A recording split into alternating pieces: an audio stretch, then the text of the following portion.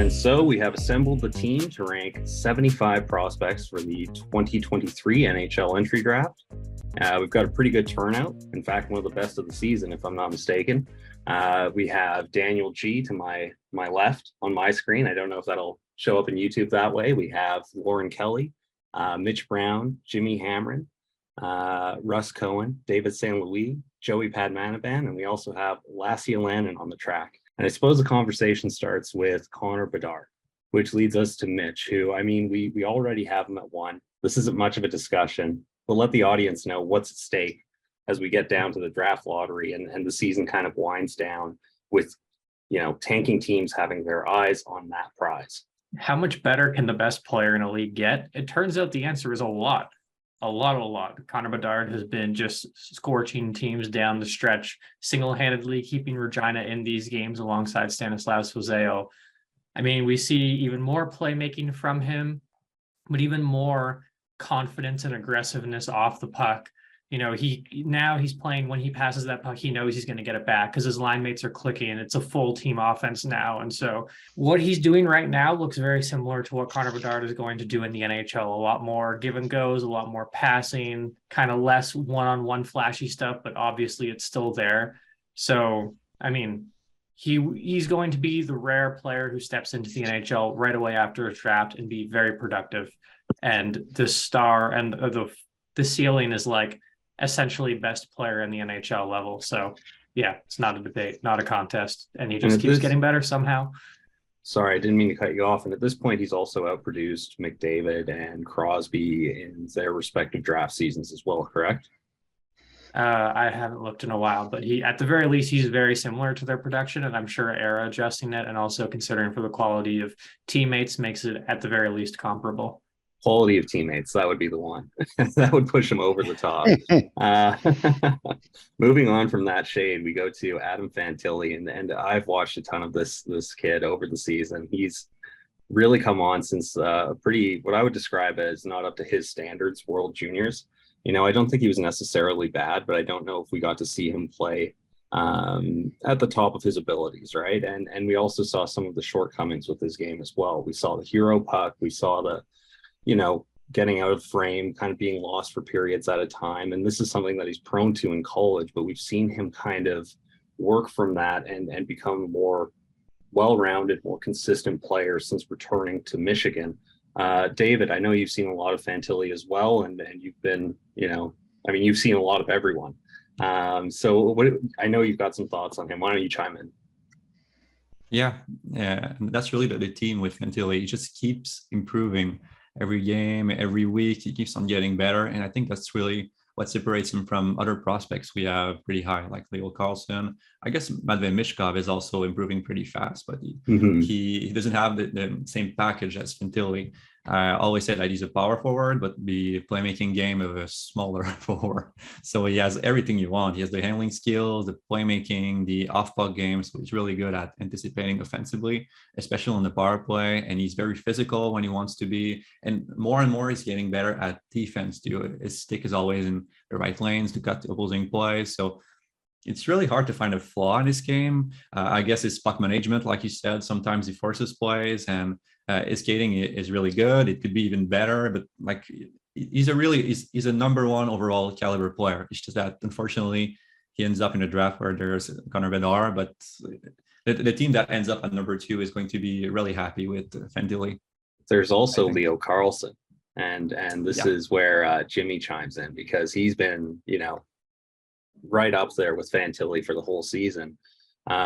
Jimmy, what can you tell us about Carlsson? Do you think that there's a bit of a race between the two for 2 and 3, and where do you kind of place him in that context?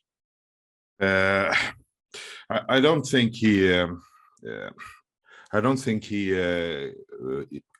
it's a race with Fantilli. I think he's below that. Maybe it's a race with Michkov more.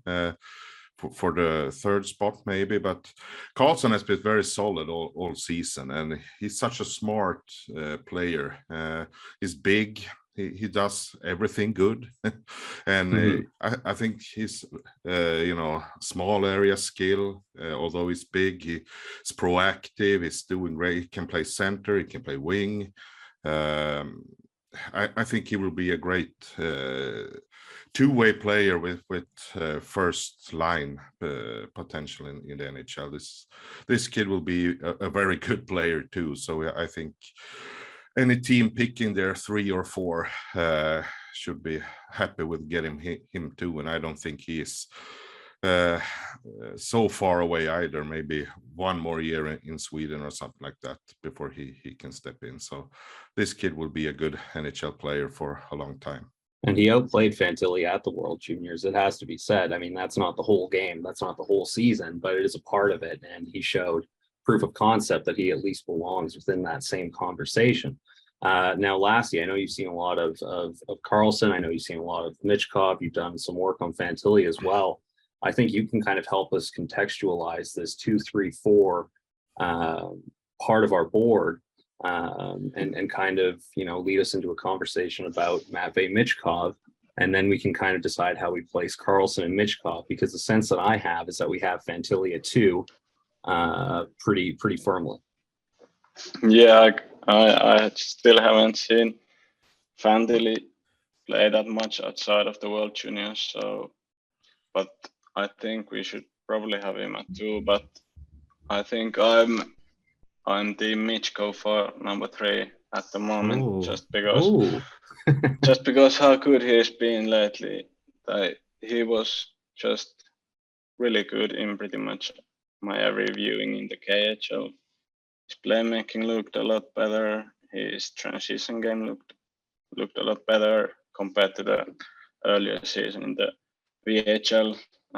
His physical game looked really good. His off-puck play was better. He was more engaged defensively also.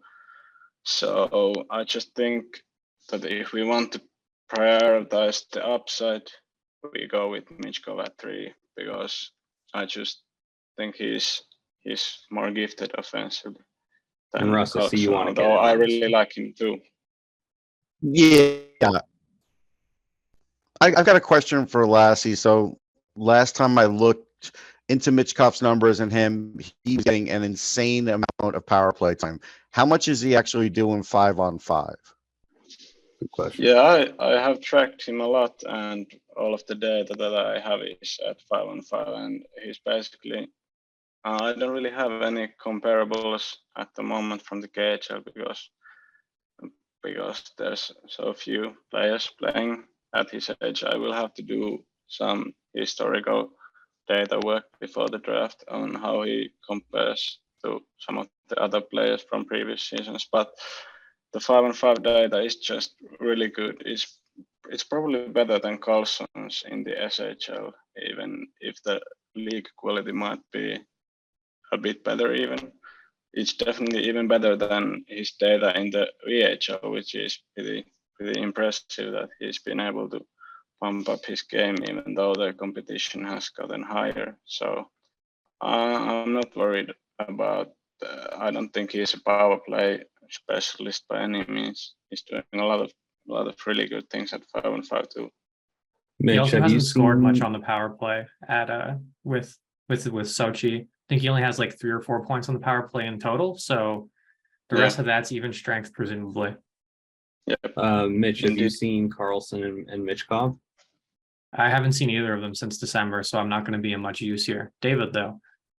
Yeah, I think it's fair to call Michkov as the specialist in other way, because I think Carlsson has more flexibility, so he's going to be able to play a variety of roles in your lineup on the top line, on the third line if you want him in a kind of energy role. Michkov, he really needs an environment, and we've seen this season. He really needs an environment where he can thrive, and that means having the right line mates, having a lot of minutes, and being able to cheat a bit offensively and play his game, because he's always in anticipation. So he has to be ahead of the play, and he has to be allowed to jump into those pockets as they appear. And some teams will love that. Some teams won't like that as much. So I have Carlsson ahead right now, but it depends on what you value and what teams will value at the NHL draft. Because if you want the overall good player, you pick Carlsson, and if you want the total upside, you pick Michkov. And I think it's fair to say that Michkov has been better than Carlsson in the past few months. It's just that his game is more specific than Carlsson. So And really we comes don't down have a to vote, worry I about think. the contract. NHL teams have Yeah. to. We don't.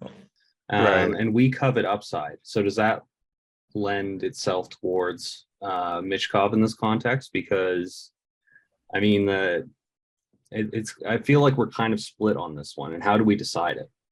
I would have Carlsson ahead because I think the gap in upside is smaller than the gap in certainty, if that makes Mhm. sense. If you blend both, but it's really small. And I think those two could flip in the last board if you want that way. It comes down to debate and what we value. And I think both answers are good, but I would have it Carlsson, Michkov. So, yeah, we have them both at 3, and then we go straight to 5.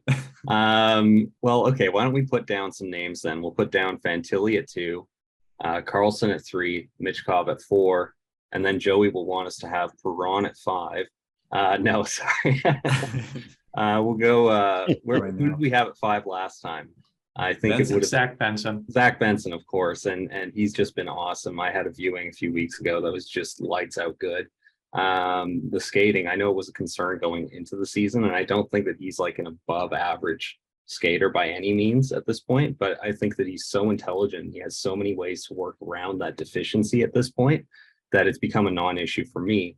But Mitch, I know you've probably seen all of his games, have a report for each one, also have track data. What can you tell us about Zach Benson and what he's done since we last convened for our January board?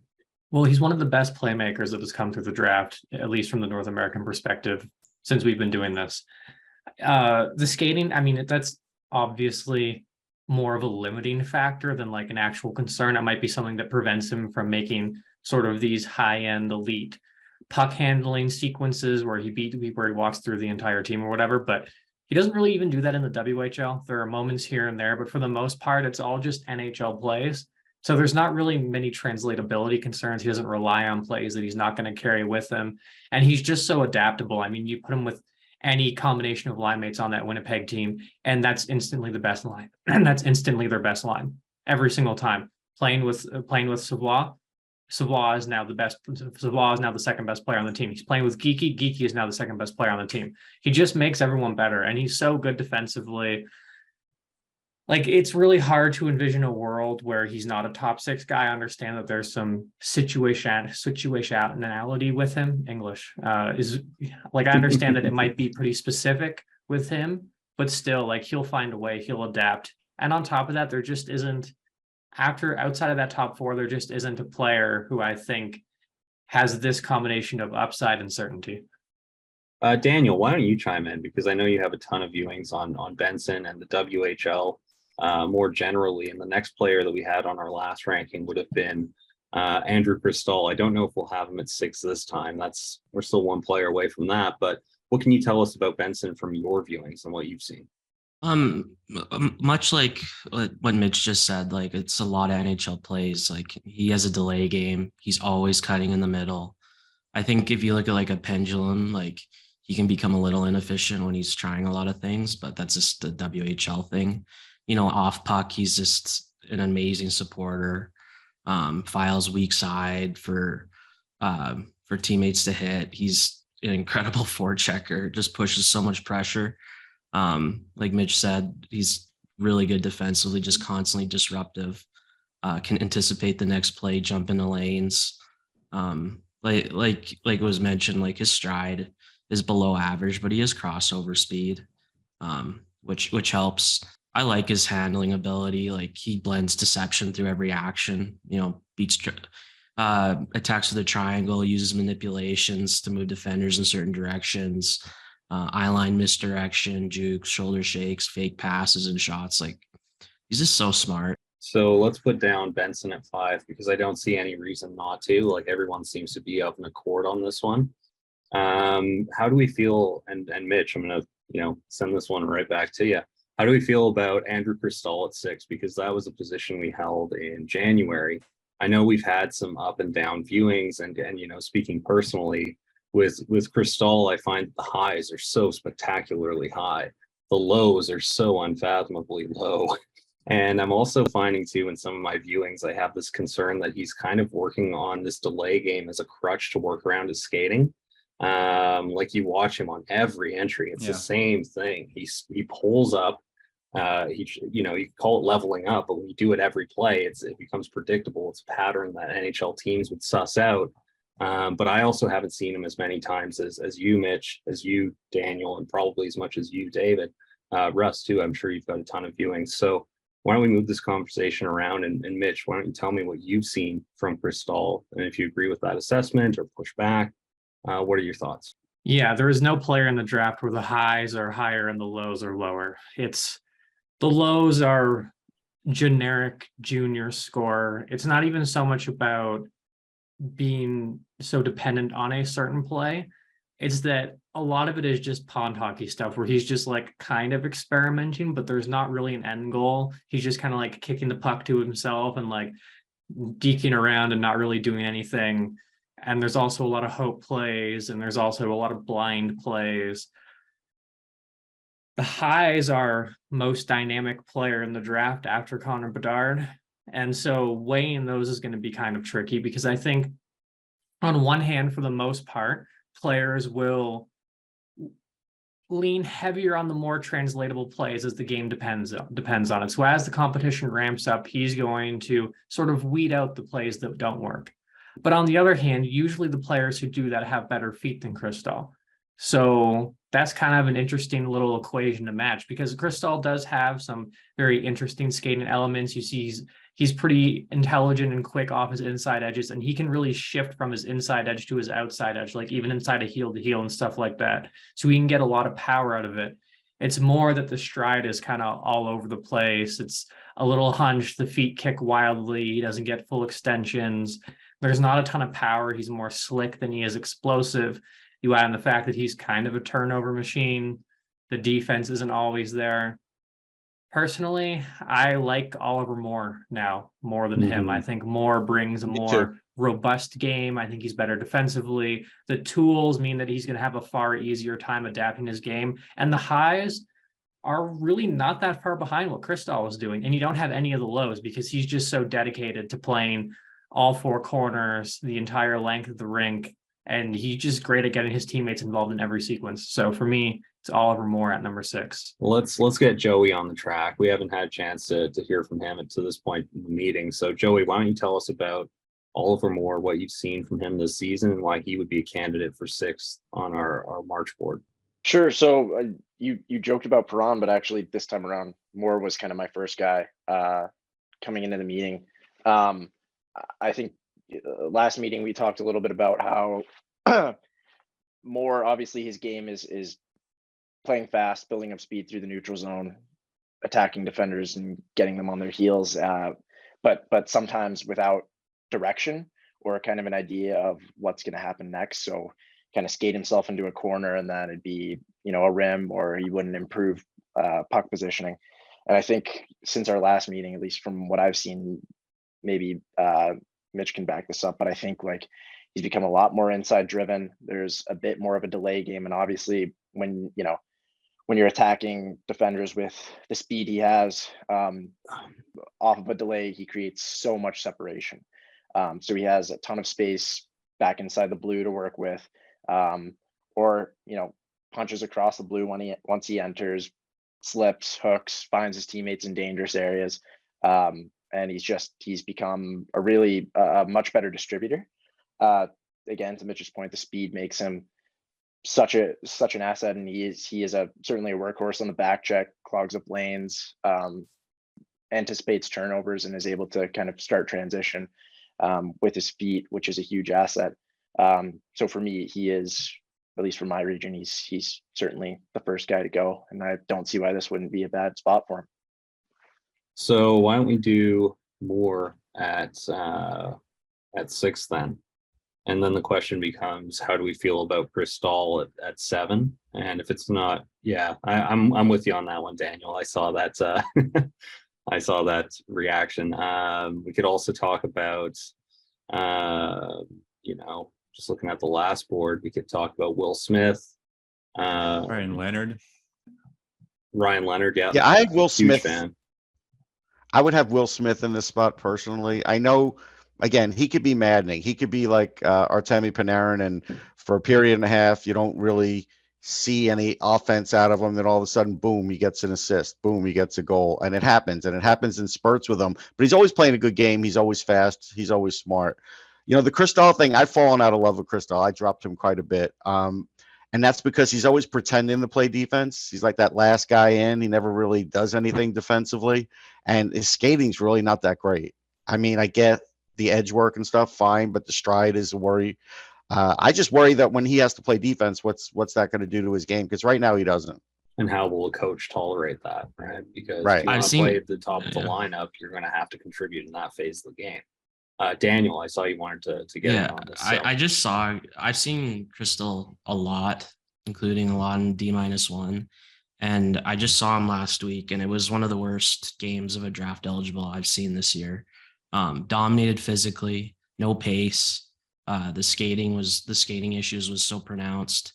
Like Russ said, just Yeah. floating back in his own zone, reactive, not even in a defensive posture.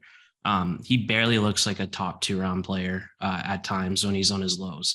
I've also seen him at his highs, like mentioned, and it's ridiculous. Like you're looking at like 6-7 passes into the middle, creating high danger chances constantly. But like the disparity between the two is just so immense. Like, and And you I mean agree sixth with grade passes, right? yeah, like they're Okay, just like for the context they're- of our audience. they're like just ridiculously skilled, like eye line manipulation, slipping through a bunch of layers, like but just like so perimeter in my last viewing, just getting destroyed along the sides of the boards, no inside work, just awful. Like, and it's been either or for me, like either really, really good or really, really bad. So I don't know what the right range is for him at the end of the day. It's tough. There's even the confounding variables of like his team, not particularly good. He's not in a great situation. The environment is pretty restrictive to everyone seemingly but him. And he also plays a lot. Like he plays 22 minutes a game. He has games where he's hitting 25, especially down the stretch here. And, you know, that's really tricky as a forward, as a winger, when you don't have a ton of support to be able to play those minutes. I mean, there are just so many different ways to slice his season, and you can either I really have no idea what to do with him, to be frank. In the context of our board, I like him still. I think he's probably a top 10 guy, but it's very tricky to figure out where exactly he slots in, especially when you have someone like Ryan Leonard, who is just an absolute monster, whether that's driving the play forward, crushing guys on the back check, the playmaking continues to improve, or Smith, who is like a very similar player. I think Cristall probably has higher highs than Smith, but the skating's roughly similar. Smith's a bit of a harder worker, although he does have times where he completely checks out. But they're pretty similar players, and so it's kind of tough. It's one of those picks where you have him in the top 10, but do you really want to take him in the top 10? Mm-hmm.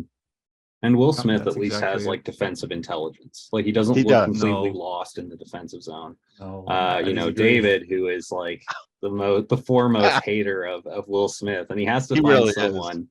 I You really know, I don't just know imagine better, there's a like- dartboard off screen with poor Will Smith's visage It's not on to it. that extent. Like I really appreciate No, the that's for skill. Like, Šalé. I just think Cristall does everything better than him offensively. Like the flashes of hockey sense are much better in Cristall's game. He's a better manipulator of the rush in the offensive zone. He has more scoring potential. It's just the highs are higher, like you said, and I don't see any defensive involvement from Will Smith. And yes, he plays in such a favorable condition, like with the same line mates every game. They're hyper creative, and he's not the one who flashes the most. Like Ryan Leonard and Gabe Perreault are much more effective than him most games. I think there's a bit of a Wait, Perreault is reputation more factor. effective? Oh, Yeah, massively No, more I don't know effective than about Will that. Smith. No. Yeah. All right, I'm Joey, pretty you'll sure be of that. the tiebreaker because you've been following the program all season. You have a less corrosive or coarse view on Will Smith's Biased. game. Yeah, biased. Sure, let's call it that.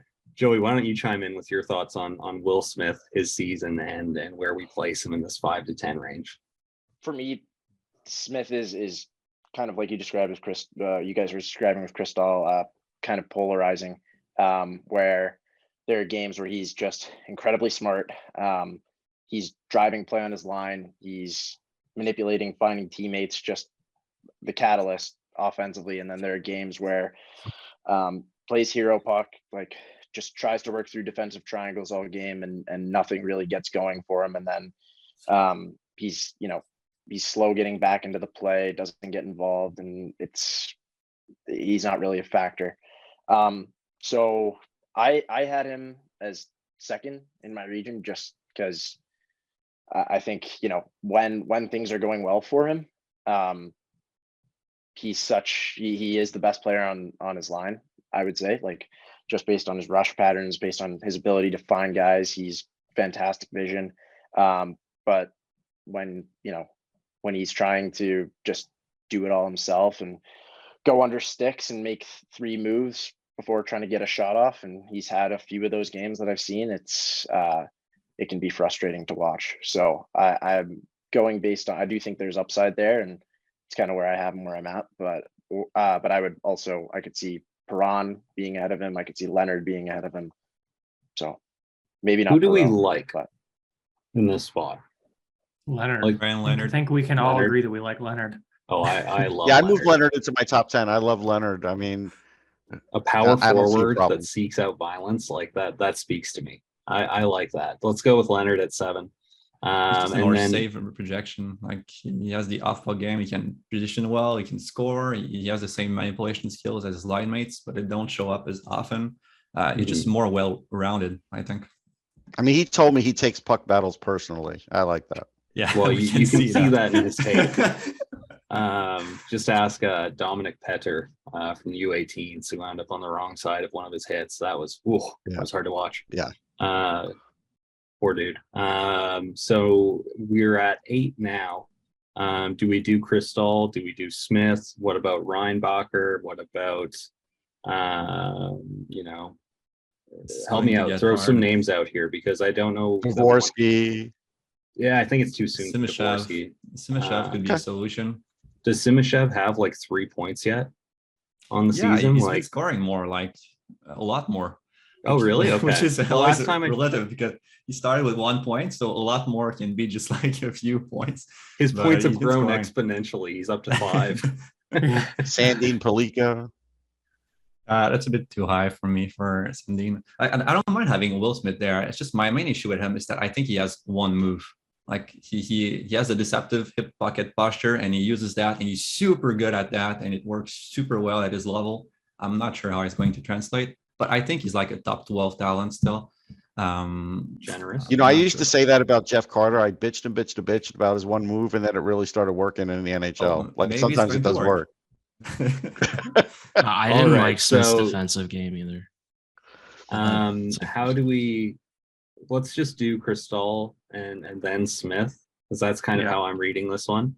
That'll bring us up to 10.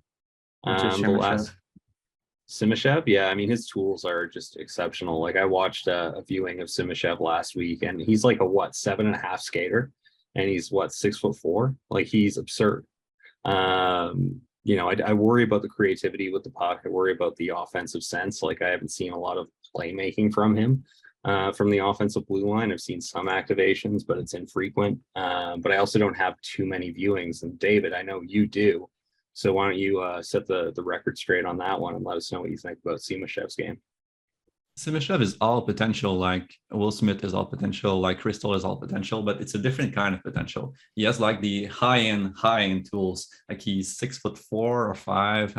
He has above average skating ability in terms of projection. So when he does join the NHL, we project that he's going to be an above average skater on top of his size, on top of his range. And he has those flashes of manipulation at the blue line, on breakout. So on top of having those tools, he flashes like some high-end offensive abilities too.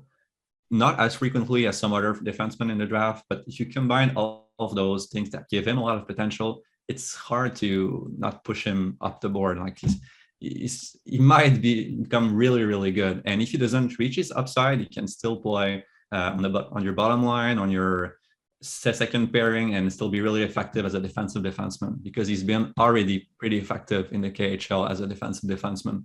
So he has the B game, the fall back game, and a lot of upside.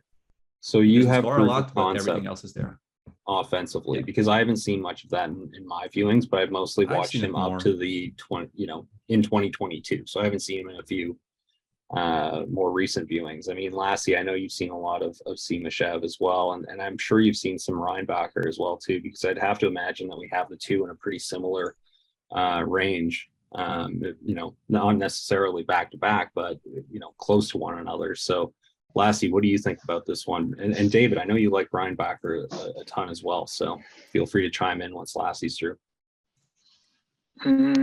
Yeah, I think I maybe lean Simashev slightly, but it's quite close. I haven't seen him in a couple. I'm not sure if I've seen him since the last ranking, so I might have to defer here before I have time to watch him before the final ranking. But I think he should probably stay around where we had him previously. So in this range, if there's nobody that we like more, and I think Reinbacher is also pretty clear top 15 pick at this point, probably.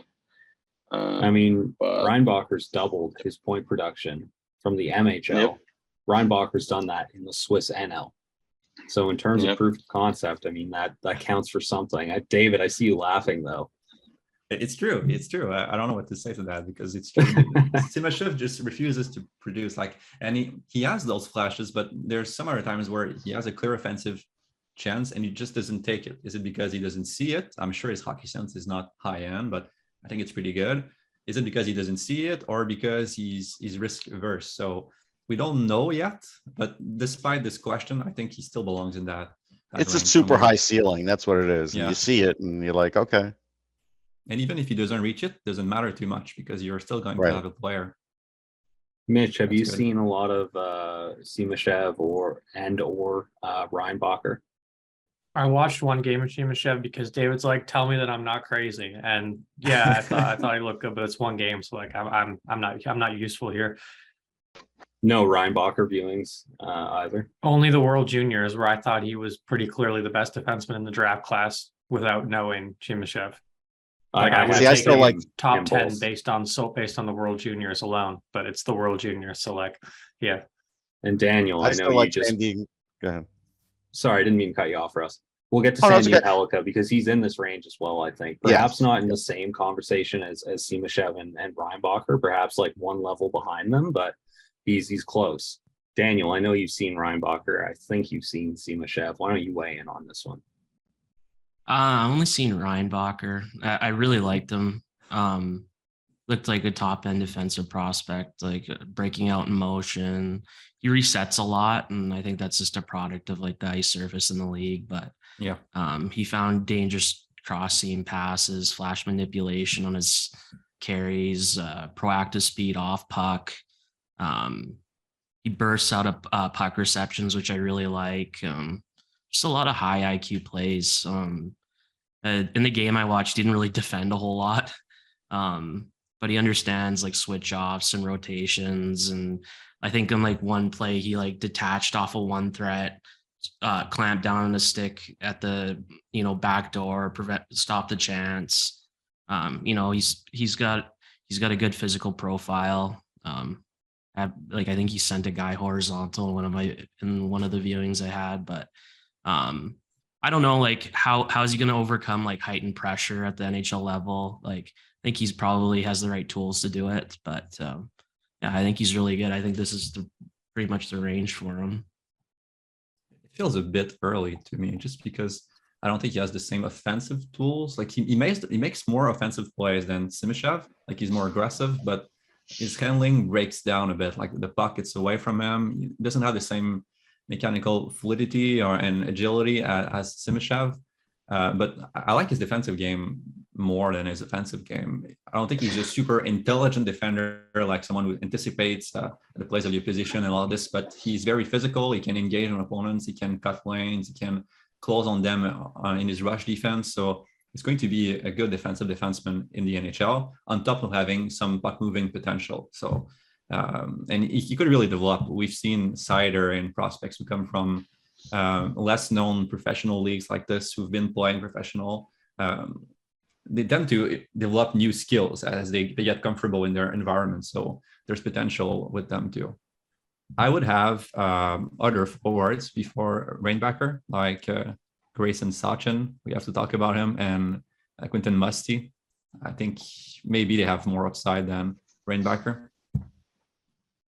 Because I was kind of thinking we could do Simashev, Reinbacher, but you want to have Simashev forwards, Reinbacher.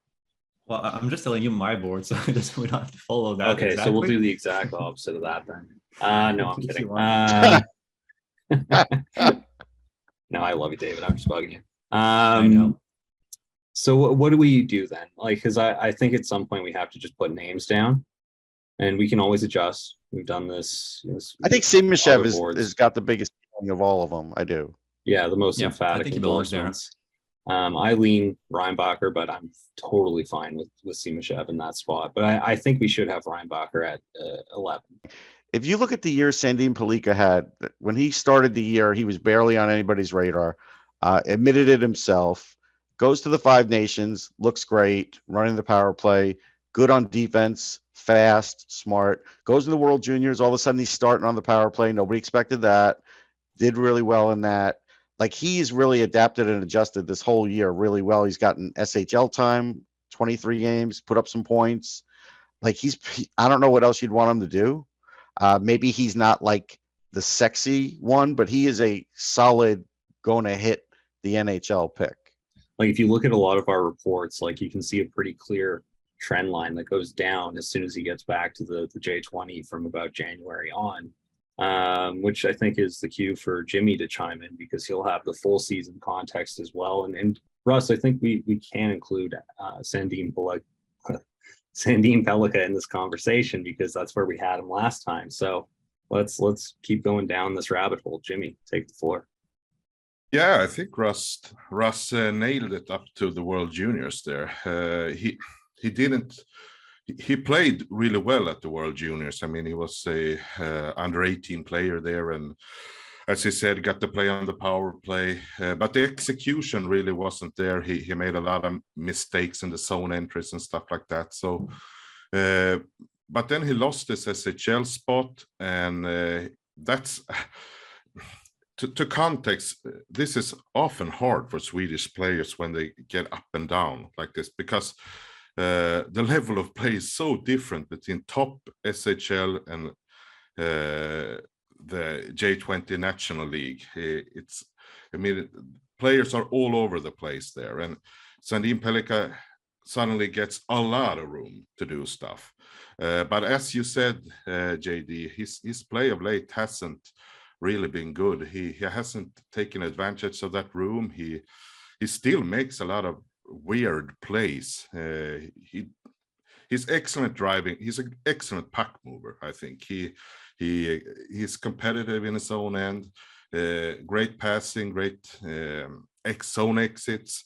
He gets up, and then in the offensive zone, he looks like a player that can score at every opportunity. But then in the J20, it's like, okay, what did he try to do there? He just shovel the puck away or make weird plays. So I think he, as you said, has been trending down. So I haven't really watched much of I liked Reinbacher at the World Juniors, but the other guys you're talking about, I haven't really watched. So I can't say exactly where to put him, but I think he belongs in the, I think I put 11 to 15 on my board. I think it's maybe 16, 17, maybe it's okay too, but somewhere there, I think. Well, Lauren, this is your chance to get in on the action. Tell us about Musty. Yeah. Well, David, we know you want to talk about Musty. We'll... No, I'm fine. It's Lauren's time. Lauren, the floor is yours. Yeah, well, I think more surprised than anything else. I've done a complete 180 on Musty from the beginning of the season. At the start of the year, I wasn't sure if, you know, there was like attention to detail issues, defensive engagement was a concern, but he has really just taken his game to another level. And then he was injured, I think, at the beginning of January and was out for about a month, which is a pretty pivotal part in the season, considering Sudbury at that point was fighting to make a playoff spot. And then he came back from that injury, and it was a pretty grisly one too. He had an infected hand after a fight. So then I was a little bit concerned about whether or not it would affect any puck handling, you know, how quickly would he shake off the rust? And he has come back and just looked amazing. He is just dominant. He is scoring. He is setting up plays. He's creating. I mean, the back checking efforts look a lot better in my viewings. So just a really impressive player. And, you know, the upside is huge with this kind of player. So that's why he is my top ranked OHL player right now. Do you think we should have him down at, I think we're at what, 11, 12 now? What do you think in terms of where he places in the context of this draft? I have him in the 10 to 15 range. I think we had him I think we had him 14 at the last ranking, yeah. Right? So yeah, this would be about where 14, I would probably have him. Yeah. Can we put Reinbacher down at 12? Mitch, do you like Reinbacher or Sawchyn more? How many times do I have to tell you that I haven't seen him outside of the World Juniors? Still, it's another voice. It's something. David's just hoping that you have like a second monitor going and you're just watching Reinbacher as we're doing the meeting, doing David evaluations. I've watched 60 full games in the last 18 days, 59. And it's like, oh my God, I don't have time for this. I'll put him at 12, and then Sawchyn has to go at 13. And Sure. I'm going to claim the territory on this one. Sawchyn had this amazing game for anyone who's listening and wants to see it. January 28th. He has this amazing assist where he pulls the puck through his own legs to get off the boards and then passes across slot for the goal. And then he had a bunch of other similar kind of smart offensive plays off the boards. So right there, this guy's an NHLer. You add the defense, the forecheck, and the ability to get the puck off the boards. NHL player, almost certainly. He has flashes of significantly high-end puck handling ability, playmaking. It's all like kind of 1, 2, 3 touch plays. So he's getting the puck, making a quick possession play, getting it back. He has some real dynamic flashes. Like the dynamic flashes are right up there with the top guys in the WHL other than you know who. So there's a lot of upside there. It's just sometimes he kind of fades into the background, but a lot of this could just be the consequence of being a third line center on a team that has an insane amount of talent. Like sometimes he's only getting out there for 12, 13 minutes per game at even strength. And that's not really enough to go on for a lot of these guys because it takes you out of the flow of the game, right? If you're only playing 15, 16 minutes in total, it's a bit challenging to get in and out. You know, you get a one offensive zone draw, the guy shoots it within 10 seconds, you're off the ice because the top line that has 3 first-round NHL picks, including Dylan Guenther, has to go score a goal now. So he's also injured. He's week to week right now, so who knows when he's going to come back. But I think overall we're looking at a guy who has clear top 6 upside, and even if he doesn't get there, he's going to play. He's going to be an effective puck getter and an effective playmaker off the boards. And he still has the production. He's still a point a game, even in a depth capacity, which, you know, it's pretty impressive in its own right. Well, I mean, if we're gonna make the points per 60 argument, his one of his wingers, Nico Mijatovic, has the exact same points per 60 as him. And he's part of the conversation. That's all I'm saying. It is. It's just like it's not quite as impressive because he played a lot in the first half of the season, right? And it's more in the second half, and he's kept up that, but he's also not generating chances at the same volume that he was before the whole Dylan Guenther thing, which isn't necessarily a fault of his own. So we put Sawchyn down in this place, which would be 13. And why don't we put Sandin Pellikka at 14? Because, you know, he's not playing as well since we last met, but he's still got the talent. He's still got the skill. Has a lot of upsides, though. A lot of upside. Ability, and we've seen other defensemen like him struggle a bit in the transition to the NHL. And I would say that it's too early to talk about him, but I feel like Tom Willander has been better than him in a few performances, what I've when I've watched them together. So we should talk about him later in the first round. We should also talk about Gavin Brindley pretty soon because he's been David. He's been really good. I know. I moved him up. That's why I'm laughing. Yeah, like he was more than point a game in February, and that's despite Frank Nazar coming back and him being moved down the lineup to accommodate it. And this is sort of the extension of what I've seen from him all season. He hasn't shown the creativity through October, November, but he started to add that to his games through December. He wasn't producing accordingly, but as the calendar switched to January, he started putting up points. February comes, he's a point a game. He's adding deceptive elements. He's fast as hell. He's really strong on retrievals, and he also kills penalties as a true freshman out of a top program. Like, he's really impressive defensively. So this is a player that I have a ton of time for. And I thought he was mostly going to be bottom 6, perhaps. That was kind of my projection up to this point, or up to our last board. Now I see him as somebody with middle 6 upside. Mitch, I know you've seen him. David, I know you've seen him. Russ as well. I've seen him. Yep. Can you kind of add to this discussion? Because I do think 15 is about the appropriate range for this player. Okay. No, I isn't think he playing with Fantilli on the top line right now? Because as far as I know, that's kind of been the setup since the World Juniors. Not always. He has had a few games next to Fantilli, but he's also played a bit on the third line. He's played a bit on the second line. Like, he moves up and down. Okay, I can refute this right now because I just opened in stat. Yeah, so in the last 10 games, he's played 70 minutes with Fantilli, and the next line mate that he has played with, like the next center that he's played the most with, it has 10 minutes. So he's almost exclusively played with Fantilli lately. Yeah, in February. So yeah, I mean, I like him a lot. I think he's one of those players who looks more dynamic than he actually is because of his approach to the game. It's, lots of get the puck, quick cutback, pass into the slot, lots of short range plays, really sprint. I don't know if the speed is quite as electrifying as it looks from the mechanical aspects of it. I see players come back on him, rip the puck off him, who aren't necessarily as mechanically sound. But I also have seen similar level of offensive growth through the season. Like, the ability to manipulate players now has improved a lot. This is something that we saw with Tri-City Storm towards the end of last season. He's getting a lot more comfortable. And of course, we have to talk about that. He might be in the best development structure in the entire prospect sphere right now. I mean, this is a Michigan team that doesn't just have a structure that allows their players to do things, but teaches them the why. And everyone has gotten better under that system, and everyone now has more skills that are going to carry to the next level. And I think Brindley, who probably is going to have to stick around for at least another year or two, he's going to benefit from that dramatically. And the player that he's going to leave Michigan in is going to be pretty different than what he is right now, especially because, I mean, you just see him from the start of the season until now. I mean, the level of offensive upside has risen pretty significantly in my eyes.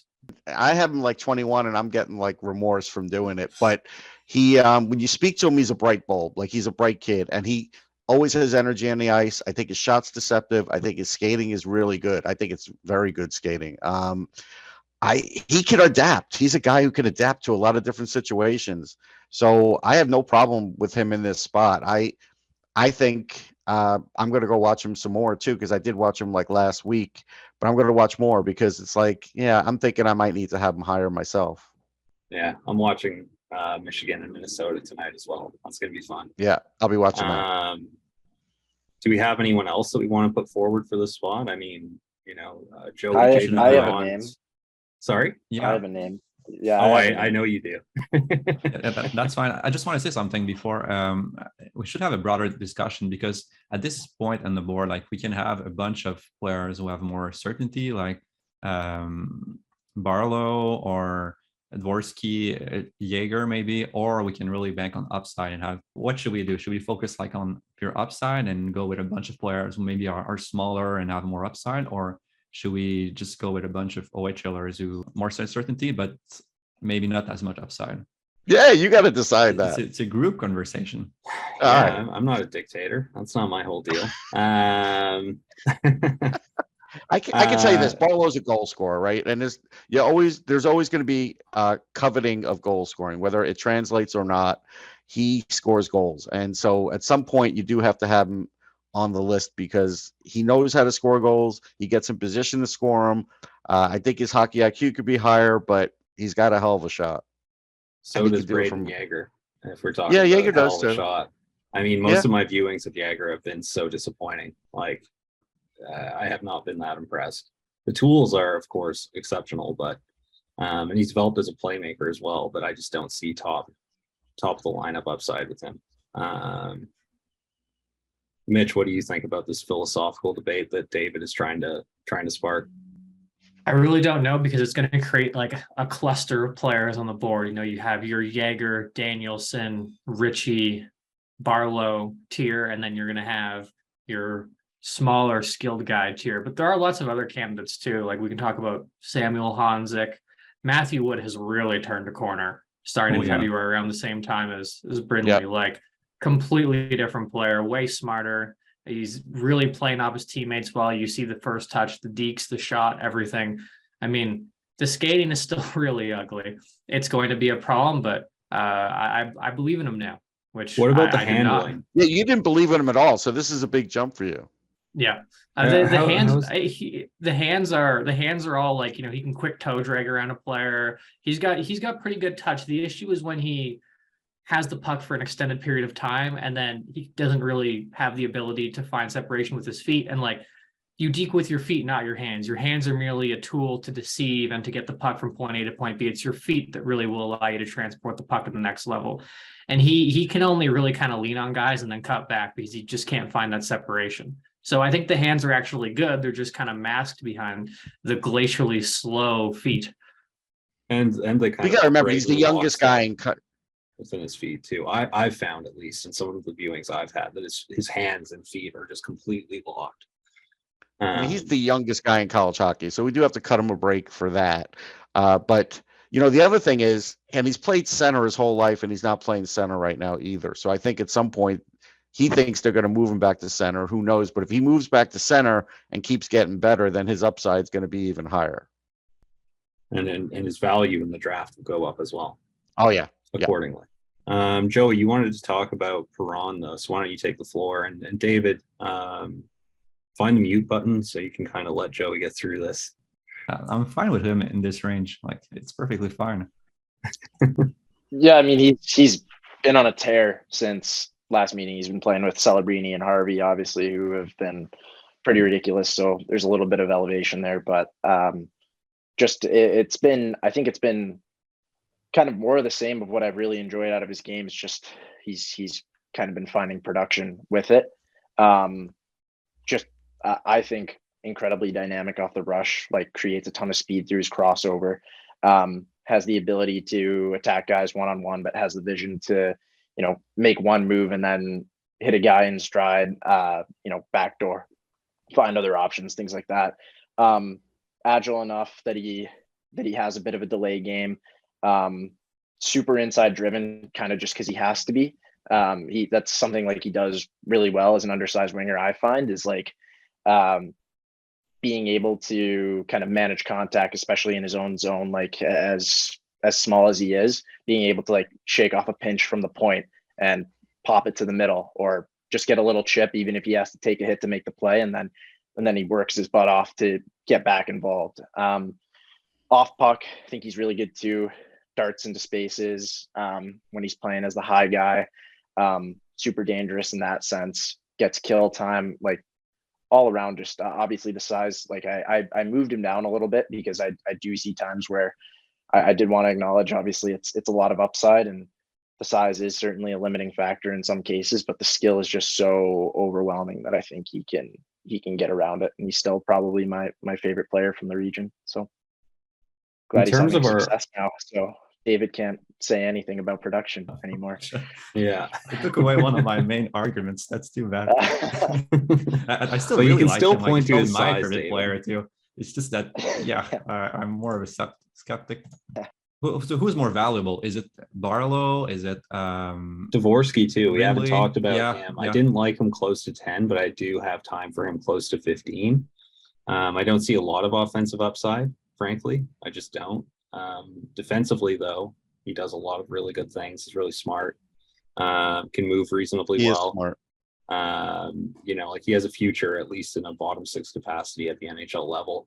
But Jimmy, you've seen a lot of Dvorsky this season, probably more than anyone in this meeting. So why don't you take this away and let us know what you've seen from Dvorsky, because him and Perron were the two highest players from our last ranking that we haven't put down yet. So we've heard about Perron. Let's hear about Dvorsky. Yeah, I think Lassie has seen him a lot too. But I agree with that. I think he has offensive upside. I think he is very smart in like small area.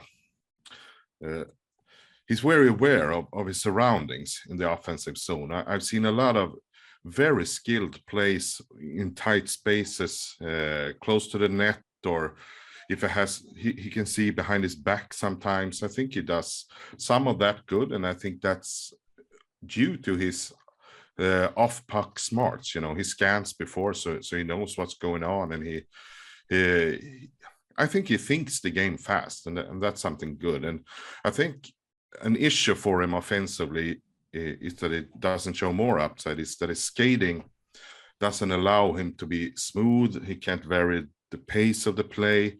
His muscle tone get high, so he's stiff, you know, especially when he plays with seniors, you know, the pace is higher. So to keep up, he gets stiff. So I think he's, I think he projects in a lot of ways, but he hasn't had a strong last few months either of play.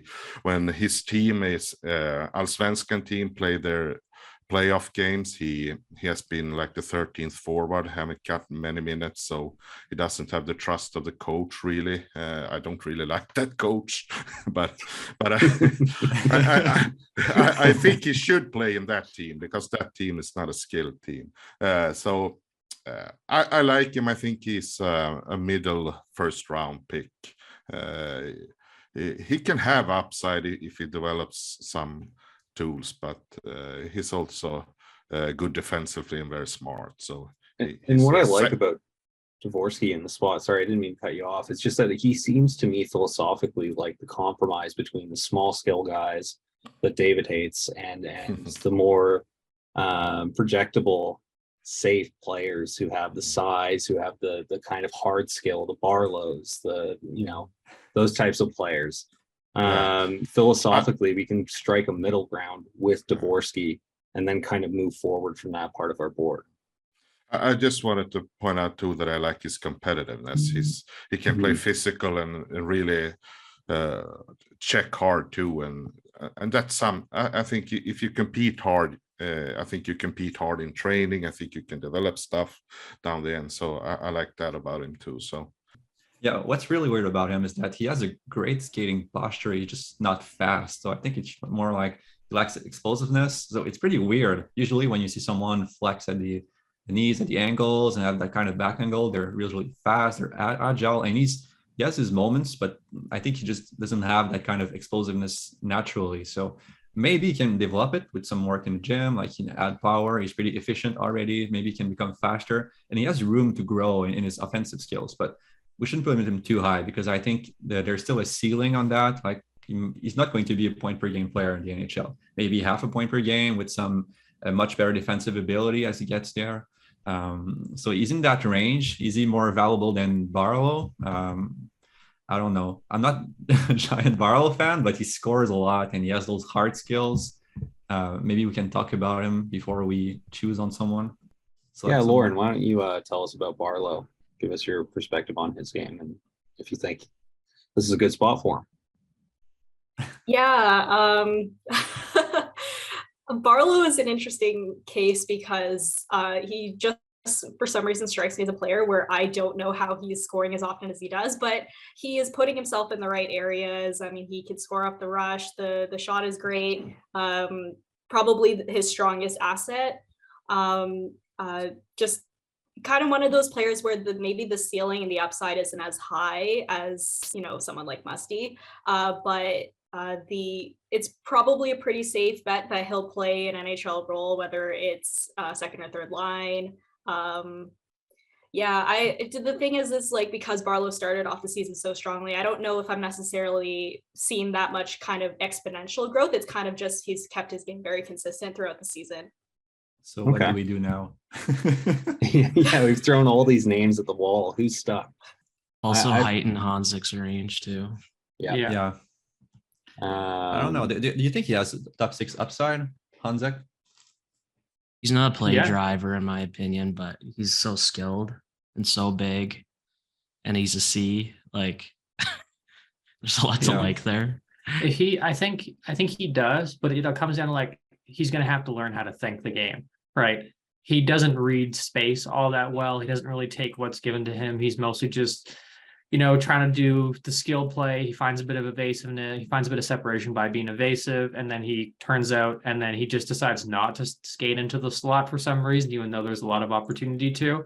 So he's an upside guy, I think. Like I'm of the opinion that he does have legit upside. It's just a matter of like how much can he improve? Like how much can you teach a player to learn how to read space when they have such crazy tools already and they're not doing it at the age of 18? Like he's a late birthday. So he's a tricky one. I don't have an issue with him here. I like him more than Barlow personally. And one of the lessons of the Draft Retrospective series is that a lot of players who have the technical ability can be taught to have a better feel for the game. Like that was one of my takeaways. And I think Honzek's reach is so. Sorry, go ahead. Honzek's reach is so ridiculous that he can pop the puck in his hip pocket, and the other player can't even reach to poke the puck off of stick, and he'll just like hook the puck. He'll like hook pass right out of it too, and it's like basically unstoppable. But it's like how much is he actually like doing beyond like complementary plays a lot of the time? It's like I think that's a good point about him thinking the game better. Like he definitely needs to do that.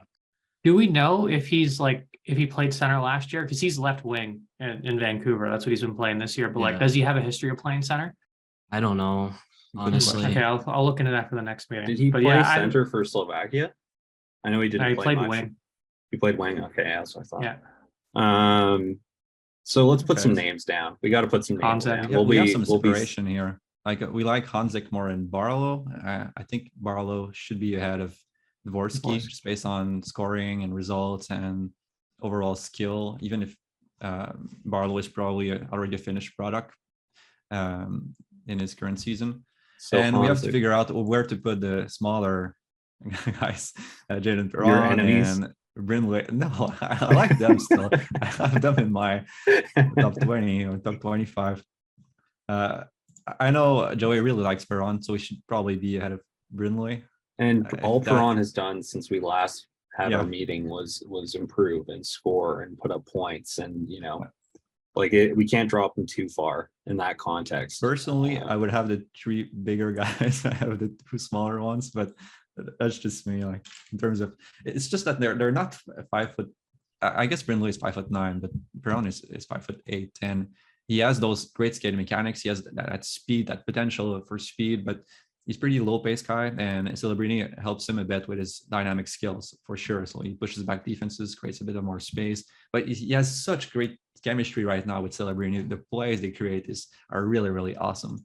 I love Perron. Like he's one of my favorite players. It's just that, Can we get him to decommit I think that's a two-way from street North though, Dakota? David. Like he elevates. Yeah, I agree fully. So does Harvey too. I mean, Harvey's a really good player as well. Yeah. All 3 of them should go to BU. Let's start a campaign to get Perron to decommit from North Dakota so we can make this a reality. And that way Joey will always be right about this one, as long as the 3 stick together. No, you know what? You have a really strong endorsement of Perron and a really strong argument in terms of the production, in terms of what we've seen from him since the last meeting. We can put him down at 18. I think Matthew and the Wood next meeting he'll grow a few inches and David will have nothing. Hopefully. Yeah, David Benning will have a ton of time for him at that point.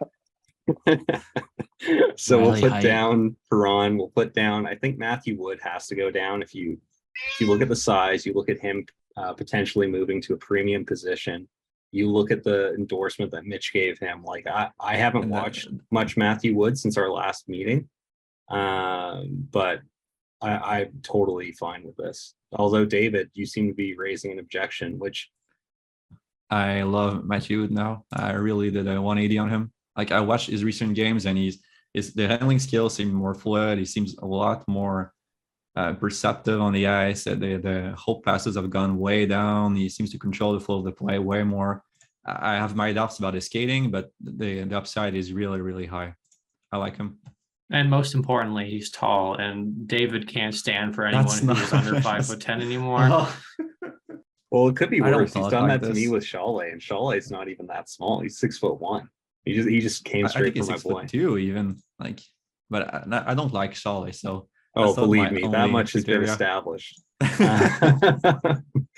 Who have we missed from the last conversations that we just had? Whitelaw. You know, Joey, why don't you tell us about William Whitelaw? Because if memory serves, you had him in one of the stock risings pretty recently as well. I think that would have been in January or perhaps February. I can't remember.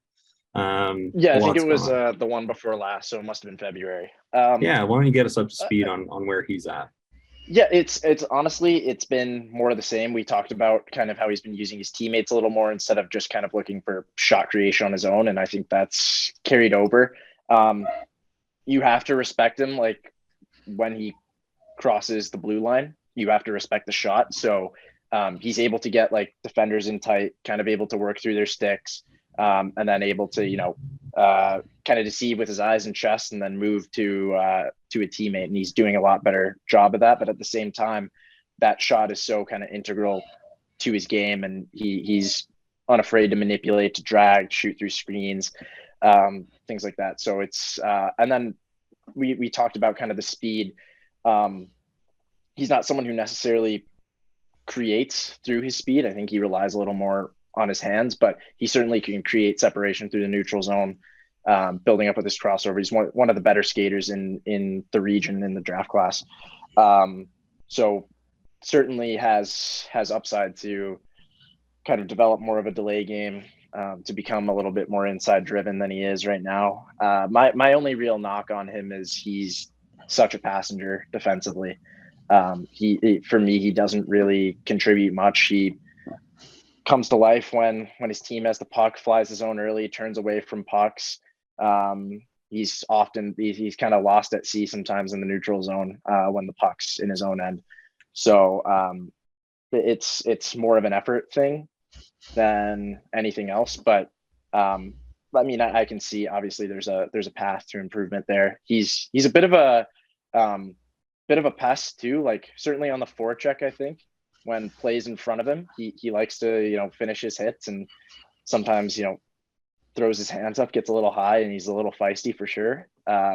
Just need to see it in his own end when plays behind him, I think. Okay, we can put Whitelaw down at 21, I believe. Mitch, is that right? Yeah. And next up, I think we should talk about Brayden Yager, like, or Riley Height. Like, obviously, this is a fall from grace for Yager in terms of what was projected for him ahead of this season, even in terms of some of our rankings, right? Like, this is a pretty sizable drop. You know, or I suppose it was at 23 last time, but still, it's not where a lot of people have him. It's not what was expected of him going into the season. Mitch, Daniel, can you provide some background on what's kind of happened with Yager and why he's fallen for us? Because this is one, when I show the actual hockey men, our draft ranking, this is the one that immediately comes up. We're too low on Yager. Maybe provide some intel into why that is. Now, Moose Jaw is a bit of a weird situation this year. They've kind of been getting in like firefights all season long, and they don't look great offensively. They don't look great defensively. No one has really taken a step, and I feel like Yager, as more of a guy who's going to rely on his teammates to get him the puck than the other way around, hasn't really taken a step as a consequence of it. On the other hand, the early season playmaking improvements that I saw have not continued through the second half. He's a good defensive player, especially on the penalty kill. The skating is clearly an above average NHL projection. I think he plays. I think he can probably score a bit of goals. The question is, will he ever post positive results in the NHL? And right now, I'm not particularly convinced as to how he's going to achieve that unless there's some sort of significant shift in the way that he plays the game. And Daniel, you had Height ahead of Yager as well, so I suppose you don't have the most charitable review of his game, though I have to imagine it's a bit more kind than Mitch's, almost by default. But what do you think about Yager? What do you think about Height? And where do you want to see them placed in the context of this draft ranking? Very much what Mitch said. I don't have a ton of views on Yager just because I don't see him live very much. And obviously I have a ton of Height, so a little bit of recency bias and all that type of thing. But yeah, like Yager just didn't do a whole lot in all of my viewings. Like he seemed like to have like problems with building chemistry with the line mates, with like Furcus and stuff. And although his off puck game was pretty strong in my viewings, like he was getting the pockets, he's walking into open seams and stuff. He just didn't drive a lot of play like a lot of the other WHLers I've seen. Whereas like, you know, Riley Heights, you know, he's although he's not super dynamic in transition, there's and just like Cristall, he abuses delays because it's just an adaptation that works incredibly well at the WHL level. Height's game is more well-rounded. He's a better defender. He's a primary penalty killer for the Cougars.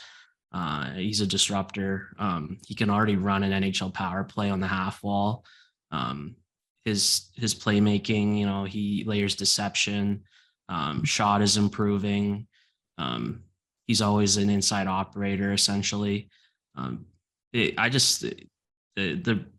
They probably both project as like middle six guys at the end of the day, but I think Height probably brings more. He has snarl to his game, like was mentioned with Whitelaw. Like his puck protection skills are really strong for someone of his size. He's kind of like exclusively on the inside, on his inside edges, which isn't ideal, but he's like, even in my recent viewing, like he was more dynamic in transition, using stop ups and handling across the back of defenders and stuff, but it definitely isn't his game. Like he'll need to be in a system where another player's kind of carrying the puck up and maybe he can execute, you know, give and go plays and everything. But like, it's been ridiculous. Like Height, Zemer and newly signed Wheatcroft, like they're just like executing one touch plays like crazy, and might not be translatable, but you can see the processing level of Height for the subsequent play is just next level. And if I'm not mistaken, Cam has Height pretty high on his ranking, like close to 10, if memory serves. So that would be, you know, a nod to Cam's work if we were to place Height at, what is this now? I think 22. This 22? Is going to represent a drop, but it's more of other players, you know, rising than Height being bad. Like Height's actually gotten better over time. It's just, but it is going to be a drop for him. Okay. But I think this is a good Yager right after. Yeah, we could do Height 22, Yager 23. You know, Šalé, Danielson. I have Danielson over the two WHLers we just put down.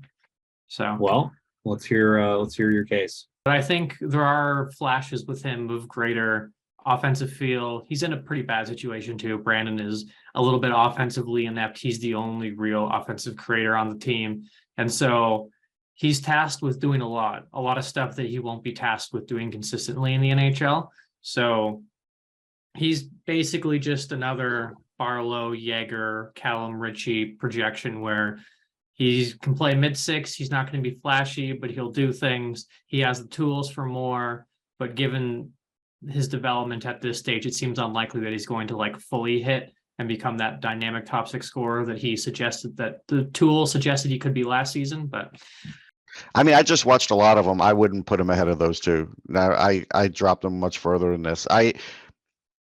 He's just, you know, he's okay. Like, I don't think he's great at anything. I think he's okay.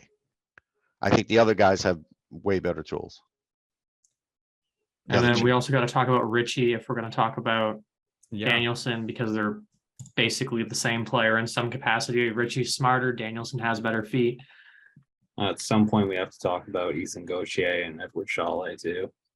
Oscar Fiska-Molgard as well. Yeah, Fiska-Molgard. I had a really good viewing of Molgard pretty Jimmy, what do you think of him? Oscar Fisker, Molgard. Yes, he is he should be in this conversation. This is a very smart player. Great motor, a great skater, very, very smart. He plays responsibly defensively. Probably lacks a bit of skill. He can't really shoot. But I talked to David is going to do a article on him. So I talked to his coach and I talked to him, and Nice plug. Yeah, his coach really praised how fast he develops things. He was a bad face-off guys, and then they told him some tricks, and 24 hours later he was their best face-off guy. He came to the meeting with a notebook. He was and they were really impressed of how his smarting was from day one. He has just at every level. He can play J18, J20, and up to SHL. He just could play right away and could be one of the best players. When he played in SHL, he has never played wing in his whole career. First game, he totally understood what he was going to do. So a very smart kid. The offensive upside maybe not that high. But the 20 range, he should definitely be in that conversation. This is a very safe pick there, I think. Yeah. How do we his feel skating is about, one of the best in the draft? So I think I should put him ahead of Danielson. What about Yeah. Yager and Height?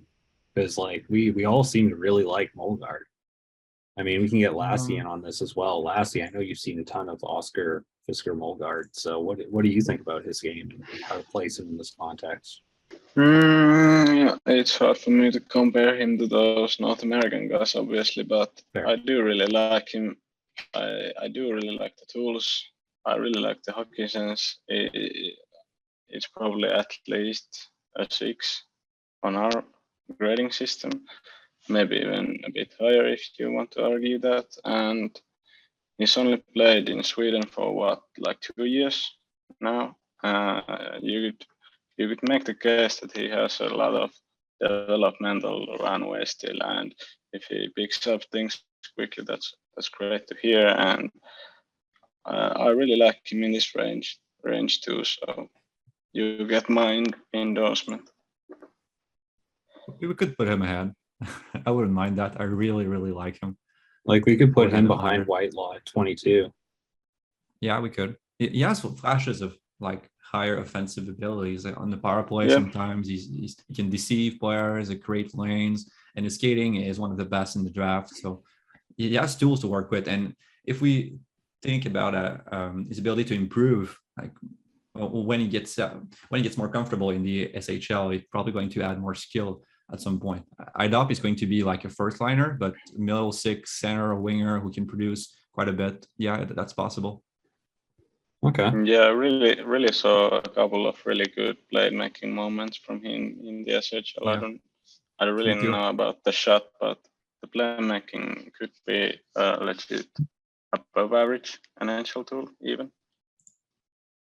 All right. And how do we feel about moving this conversation towards Calum Ritchie, Eduard Šalé, Ethan Gauthier, Timur Mukhanov? I know Dylan still wants him in about the mid-20s to early 30s range. I mean, I think at this point we have to put Šalé down soon. Like the tools are exceptional. I've seen flashes of really high-end sense. His motor isn't. How do we put this nicely? His given F level isn't adequate even at this point. But when you see him put it all together, it's pretty special. And he's done it as a draft -1 at the U18s. He's done it as a draft -1 at the Holenka. This season has been a real step back, aside from the Holenka, where I thought he played really well. His small area skating isn't that great. Like he doesn't have the maneuverability in tight that you want to see from someone with his frame, his profile.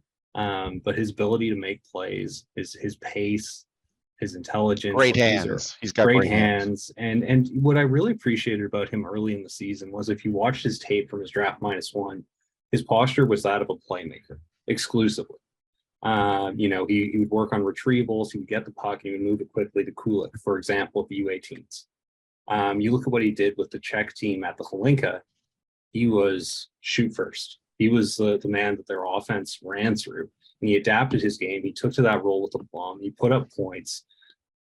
You know, I know David's not a huge fan. I know he's writing a diss tape right now. No, you like him in this range? Okay, cool. Yeah, I think that's his range. We have William Whitelaw like a few spots ahead, and they're pretty similar players. A lot of tools, a lot of upside, but they just don't have NHL games right now, but they could develop it. So well, David, you have a much different perspective on Šalé than I do, right? Like we just joked about it, but you aren't quite as fond of what you've seen this season and even last season. I don't think you have the same admiration of his game. So why don't you share your view of Šalé and why there's been kind of this back and forth between us in terms of where we place him in this first round? I've seen more flashes of hockey sense from him like recently, but even in against junior competition, like at the 5 Nations or 4 Nations, he's still not creating a lot. To me, he's primarily a rush shooter. So someone who takes the puck, runs down the wing, and then uses a pretty high-end shot to score his goals. But at the World Juniors, he was better off puck. So he was good at finding spaces in the offensive zone to one-time pucks. And you've seen flashes of playmaking from him. So we have all of those flashes. They're pretty far apart during the year. And we have to find a way to make something out of it. It's just that he lacks consistency. His motor is not there. There's no defensive game. And the hockey sense grade, it moves from quite below average in certain games to above average in flashes. So I don't know. Yeah, there are question marks with him. But you want in this range, if you have a pick in the 20s and you want upside, you should probably pick Šalé. He's a boom or bust, but if he hits, he could be a first-line player if everything goes well, and a lot has to go well. Yes, I won't push back on that one. So why don't we put Šalé down at 26, and why don't we talk about Calum Ritchie? Is this the appropriate range for at least the conversation about him in the context of this draft ranking? And if so, Lauren, that would be all you. I mean, it's pretty much the same story it's been with Ritchie since the beginning of the season. He's low pace. The skating is a big issue. He's super smart, makes the right play, supports the play. He flashes, really high-end stick handling, puck handling. The problem is those instances are so few and far between that I don't know if it's something that will be replicated at the next level. Upside is probably third-line center. The skating will probably hold him back at this point in time because he just really he keeps up with the play right now, but he lacks a separating speed. There's not really any kind of like burst on his first couple of steps. And he was injured, I think maybe 2 weeks ago. He may be done for the season, depending on whether or not either Oshawa makes playoffs or not, or we may not even get to see him at the U18s. So based on if this is as much as we're going to get to see out of Ritchie at this point in the season, this is probably right in the area to have him. I don't know if he's done enough to suggest moving him any higher. All right, we can put Ritchie down at 27 then. And what about Timur Mukhanov and Mikhail Gudyayev? Because those two, I believe, land in this range for Dylan. I think Caden Price might be smarter than him. Well, I know he is. There isn't like the same skating, like physical tool there, but I had like a kind of like a eye-opening viewing of Price just this week, and he was so dynamic in transition, so much handling skill that I haven't seen before. I think he has one of the best sticks in the draft in terms of preventing entries. He has size, insane passer. I haven't seen a ton of the Russians, but I know like this is probably Price's range after we kind of undervalued him a bit. So we could put Price down at 28. And then what about Ethan Gauthier? Because we had Gauthier down well in advance of this spot for our last board. And I haven't seen any new viewings of Gauthier since then, but I've always been pretty fond of his game. I mean, it's hard skill. And emphasis on hard. But David, you've seen a lot of Gauthier. What do you think about where he's at? He's not scoring a lot, so I enter a reviewing wanting to push him down our board, and I can't. Like he's always ends up right in the same spot because he's really smart with the puck. Like he makes really good decisions. I say this every meeting, but he's really a connector between his line mates. So takes the puck, holds it 1 second, moves it to a teammate, and he always improves the offensive game when he does it. Like, he's really smart about puck movement. He has some deception, some playmaking skills. He can score on the net, but it's really the hard skills that are the selling points. But he has all of those skills that help those physical skills shine. So he's a pretty complete player, but I don't think the upside is massive with him. It's more middle six, third line, bottom line, even if it doesn't work out for him. So it's pretty much is right. He belongs in the tire with the Danielson, Yager, Ritchie. He's the same kind of player. Who else would we have in the first? I mean, we're right at the tail end. I mean, Charlie Stramel. Everything I said last meeting still applies. You know, flashes of small area playmaking, flashes of hard skill, flashes of a pretty advanced wall game. Skating doesn't really pop at this level. His production is limited by the environment. But he's always played up in age too. Yeah, And, absolutely. You know, he's used to doing that, and he's, you know, at a lousy program, and they were putting him at second line center. Like, they really messed around with him this year, but he's better than what his numbers show. Oh, everyone at Wisconsin is like just prima facie. You've multiplied their points by 2 because of how dire that environment was. But, you know, I think even in that context, I haven't seen top offensive skill from Stramel. I've wanted to, and I've watched a lot of that team play, much to my chagrin, and I just keep not seeing him put up points or reveal flashes of high-end offensive upside. I still see him as somebody who at the apex of his projection is middle six, but more likely is bottom six. And even in that context, perhaps on the low end. And that's not a knock on him. Once you get into the late 20s, you're looking at bottom 6 players, right? Like, that's just, those are the odds. Mm-hmm. And I think Stramel has a high likelihood. Who would that be, David? Gabe Perreault. Like, I don't, for me, he's a bit below that range, but I know Joey and other. I thought you didn't like Perreault. I like the upside. I just don't really believe in the profile, but I like what he does on the ice. I think Joey should talk about him before we Please, get into Joey, those have the floor. other players. Yeah, I also didn't think that that David liked Perreault, but then I got a Slack message from him out of the blue saying I actually really like Perreault. He's on the up end of his David arc, you know. Probably the same thing. So no, but I mean, it's certainly been justified.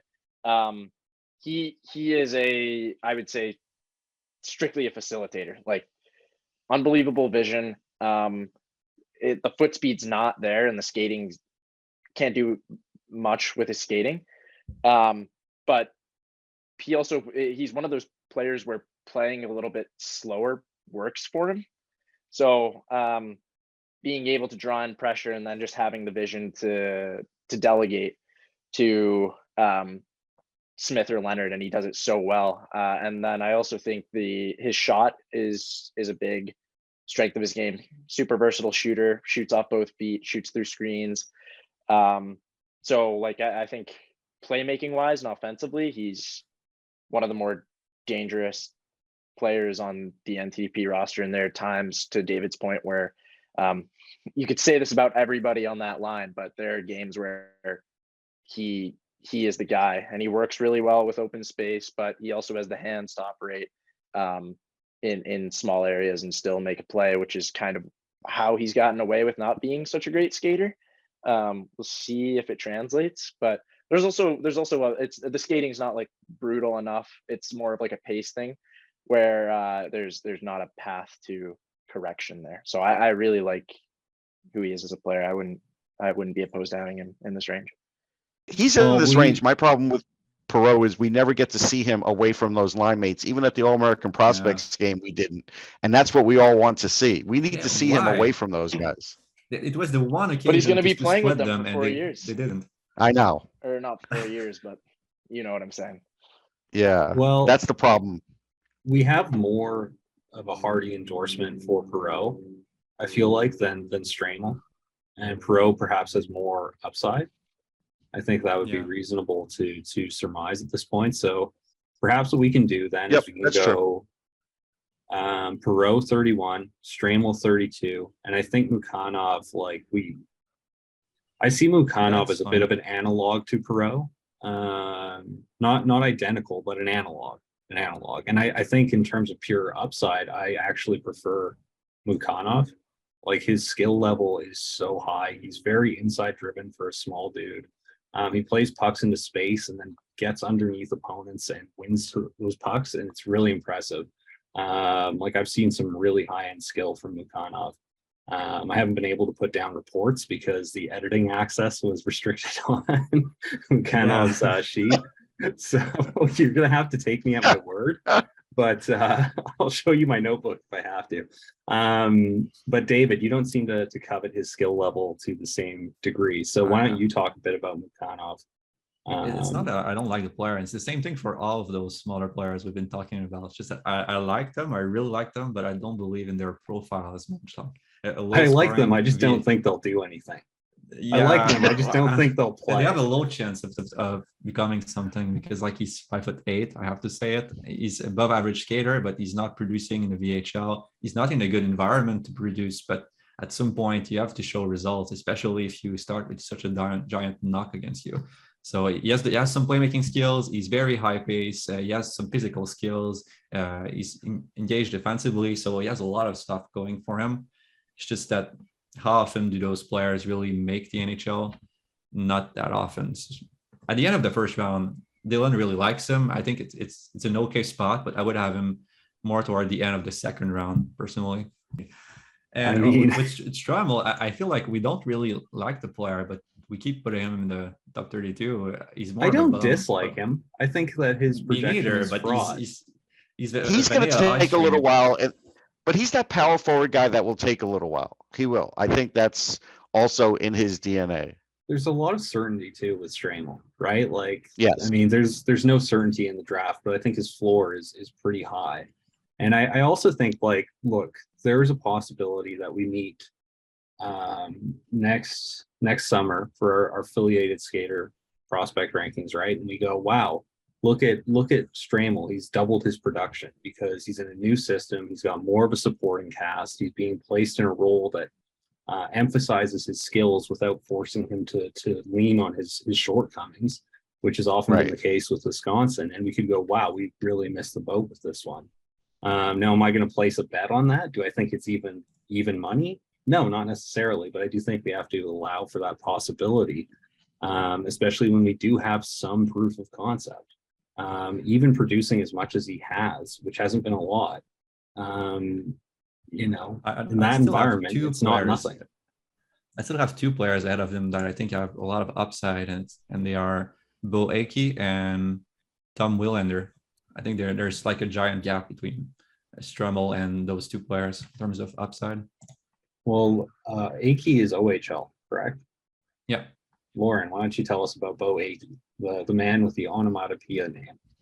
Okay, all right. With Akey, it's he's such a great skater. I really like his defensive game.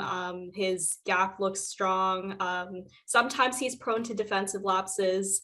But I mean, at this stage, most defensemen are. The biggest issue is that he almost looks afraid to create in the offensive zone. Limited activations.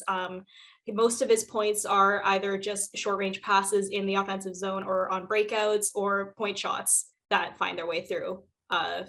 So that would be, I think, the biggest limitation at this point. I don't think he's the type of defenseman who's ever going to quarterback power play or put up a ton of points at the next level. He's probably more of a top 4, maybe top 6 guy, depending on whether or not the defensive kind of play can clean up a little bit. But I really like him. He's just so fun to watch. Breakouts, rush patterns. Yeah, I mean, this is probably where I'd have him. I mean, I have Joey Willis ahead of him in my OHL rankings, but I know everyone's going to say that it's too high, but what's Joey Willis's height? He's 5'11", I think. Oh, okay. Well, we know why David won't like this man, but exactly. He's 5'10". Okay, all right. He's 5'10". Okay, David. He's not 5'8" like Barkey is. No, but he's like a 0.5 point per game. Oh, I think he scored a lot in the last 10 games. He's got like I think he has 7 points the last 11 games. So the production has picked up. We can maybe wait just a bit to put it. Yeah, that's fine. I get it. I love him so much, but it's I think this is probably good for Akey. I mean, I don't have anything else to add that Lauren hasn't said. I think there are flashes of high-end offensive stuff. He's not a particularly confident player with the puck, although I think he's a very intelligent activator. Defense is incredible at times. The skating has a lot of potential because it's not that he's the most mechanically sound player, but is that he's very fluid in his transitions forwards to backwards, from stops into backwards crossovers and so on, or like he generates so much speed through them and they're pretty much textbook. So there's the upside with him is huge. It just requires a bit of imagination. And what do you think about the debate between Stramel and Akey? And Jimmy, I think it's probably like 5-ish spots, 10-ish spots too early for Stramel. Really? I would take. Oh yeah, I have quite a few players from North America I would take over him at this stage. Too. Well, I'm not defenseman. Yeah, we can't can't forget married to Cagnoni. Stramel at this spot, so we can draw. Yeah, him. Cagnoni is a good guy in And this spot too. Dragosevic and Molendijk and Zemer and Nadeau. This is all their range, I feel. Yeah. And Cam will be Oh, happy if all we of have those. Molendick in this range. We I should also really like talk about Molendick. Willander first because it's really his range. Like we can't drop him any further, I think. All right, and I'll drop the 32 from Stramel for now. We can reevaluate that one. Jimmy, why don't you tell us about Willander? Really fun player to watch. A lot of stuff happening when he plays.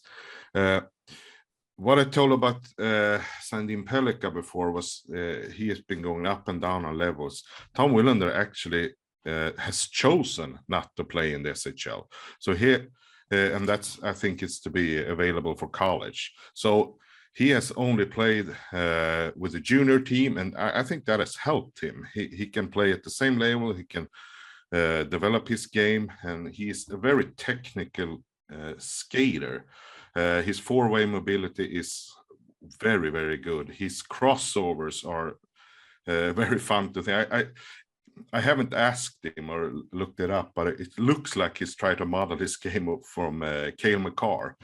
He's not that good, of course, but he tries to play that way. He has some great offensive tools. I think at the beginning of the season, I think he didn't show much hockey sense with the puck. He traveled a lot because he could at that level, and it wasn't really effective. I think that has become a little bit better of late. So I think he's also like 6'1" or something. So right-handed, I mean, teams will be very happy to draft him.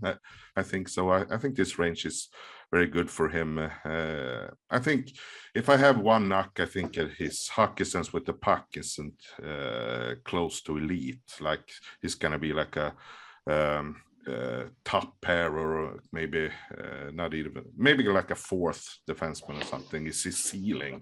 But I think he also has, as he's a good skater too, and the right hand, I think he can play at a bottom pair too. So this is an interesting player, and I think focusing on his own development, taking time, playing at college, I think that will help him too. He's really striving to become a good North American player. I was just going to add, he was really good at the Five Nations too. I have him just a little past this range, and I liked him. He was very solid. He was very noticeable. We could put him down at 32 then. That could be how we end the first round. Yeah, I think it's fine. The offensive upside might not be there, but the floor is really high with him, and he's someone who's a really good project for a development. A good development staff to like teach him how to do things offensively, activate more, use more playmaking, teach stuff like that, and he has the tools to execute on them. So it's all about development for him, and the tools are really good and worthy of this placement, I think. he has improved a lot during the year. Like I didn't even notice him at the World Junior A challenge. I watched him live and he didn't really stand out that much. And then I watched him after January and the second part of the year, and it was really noticeable, even better than the Sandin Pellikka in some games. He wasn't good at the Holinka Gretzky too, if memory serves. Yeah, a season it's a rocket ship toward the first round. So let's put Willander down at 32. 33, should we do Beau Akey? Is that I think we field? should. I really like him, and he works with Paul Madison, who's a great skating coach, so he's only going to get better. Okay, and then we do Mukhanov at 34 because we have to. Yeah. We can't do Dylan dirty like this. That's fine. And then a bunch of defensemen. Yeah, it's a run on it. And also Bradley Nadeau as well. I mean, Daniel, you chimed in with Nadeau, and you've been following him right from the BCHL showcase. We saw him at that tournament or showcase rather, in Chilliwack. Why don't you tell everyone about Bradley Nadeau, what he brings to the table, and why he's someone for consideration in this range? I saw him a week and a half ago. He's up in Prince George. His shot is like the most terrifying thing I've ever seen live. Like he's blasting like 120 mile per hour one-timers. If they hit the net, if they miss the net, it's like it rattles through the whole arena. It's ridiculous. I found that he plays off contact better than I thought, especially watching him at ice level. He's like a pure upside pick right here, and he's going to Maine, so we don't know like how the development will go. His skate, like we were kind of down on his skating, but you know, when I saw him live, he's pretty much average. Like he's a 5 grade skater. The BCHL doesn't do him any favors. He's too good for the league. And especially on such a loaded team like Penticton, it's just kind of a joke, honestly. But yeah, for a pure upside pick, like around here is good. I think I like the WHL defenders better. Like there's more certainty. There's more upside that they'll be actual NHLers than Nadeau, but this definitely, like after them, it's a good spot for him. Who are some of those defensemen then? Since just continue on that. Let us know, well, I have a lot of views on Cagnoni. Going back even to D-1, and his game's evolved so much from being kind of an erratic, panicky defender to more controlled. He's not a manipulator or anything, and that's why I think probably he doesn't really have that first round, top upside. But his skating is so fluid. I think there's another level in terms of creativity he can reach. In terms of Dragicevic, I've only had really negative viewings of him, but I understand that he's a player that requires more nuance and a lot of more viewings to really understand him.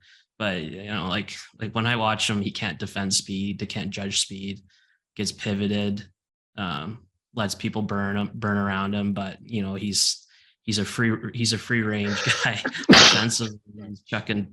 He's chucking 3-line passes and activating and everything, but they have more upside than a Nadeau at the end of the day.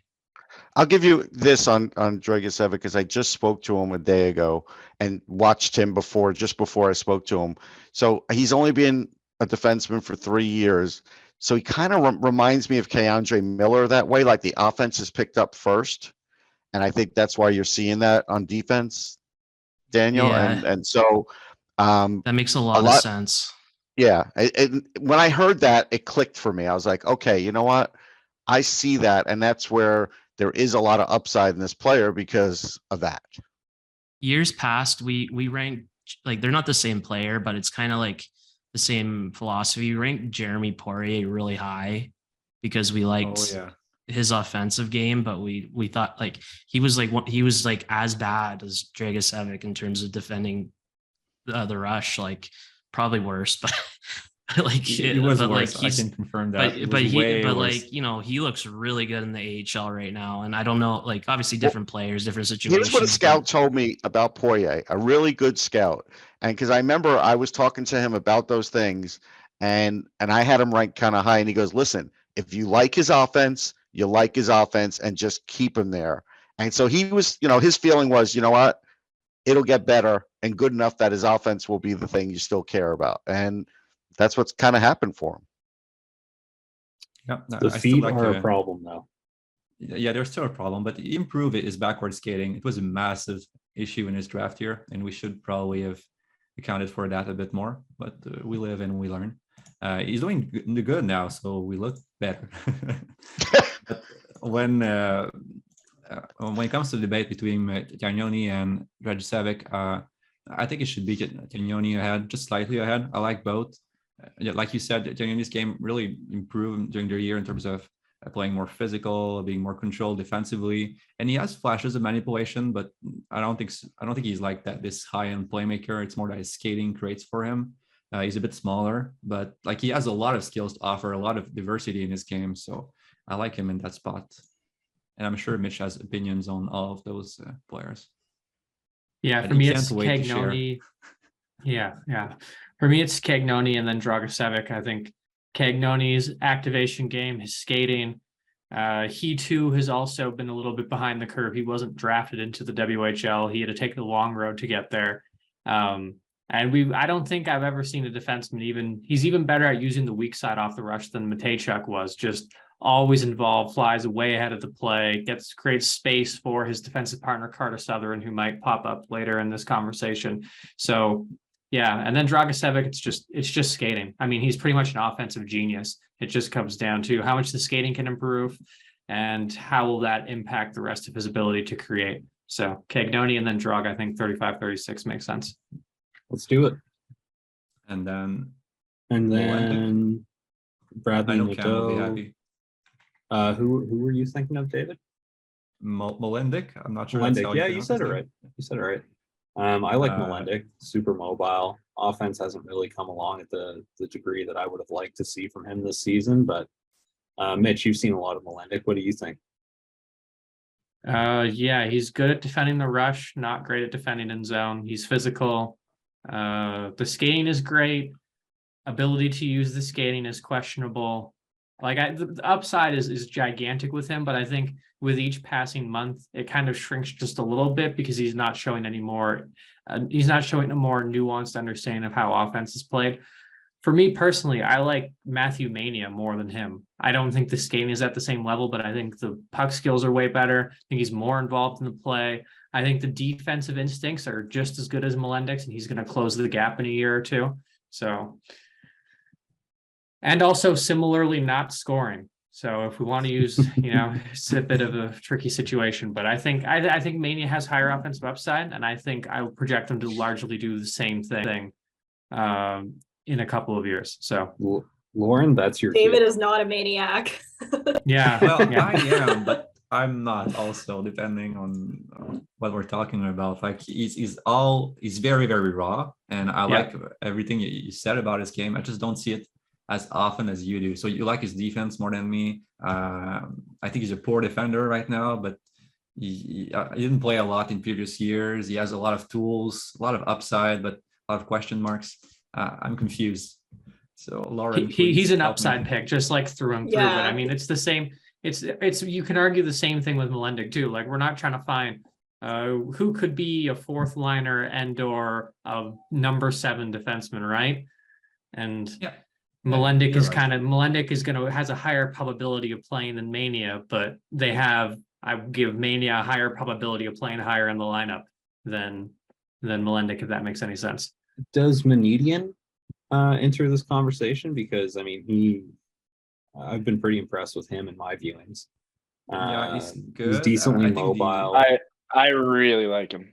Yeah, like he's really growing on me a lot, and like I feel as if Joey and I will have more enthusiasm for Manedian than perhaps we've elicited for Melendek and Mania. So Joey, why don't you take the floor on Manedian, and then Mitch, you can get in Mania, Melendek, Manadian, and how we kind of sort the three. Yeah, so for me, Manadian has gotten better as the season has progressed. Just like I really think I believe a lot in his skating. I don't think it's just good. I think it's one of the top in terms of mobility on his team. It allows him to kind of find exit routes on the breakout. He's super but he doesn't hold on to the puck too long. If he has to make a touch pass, he uses a diversity of options, looks through the middle, looks to the wall, which can't be said for a lot of the Dion's team. It's a lot of guys who have a bit of blinders. He doesn't have that issue. Able to evade an F1 where he sees fit. Good amount of activation, some point deception too. That's really impressive. But for me, his profile is probably a middle pair puck moving defenseman who not great at defending the rush, but makes an effort.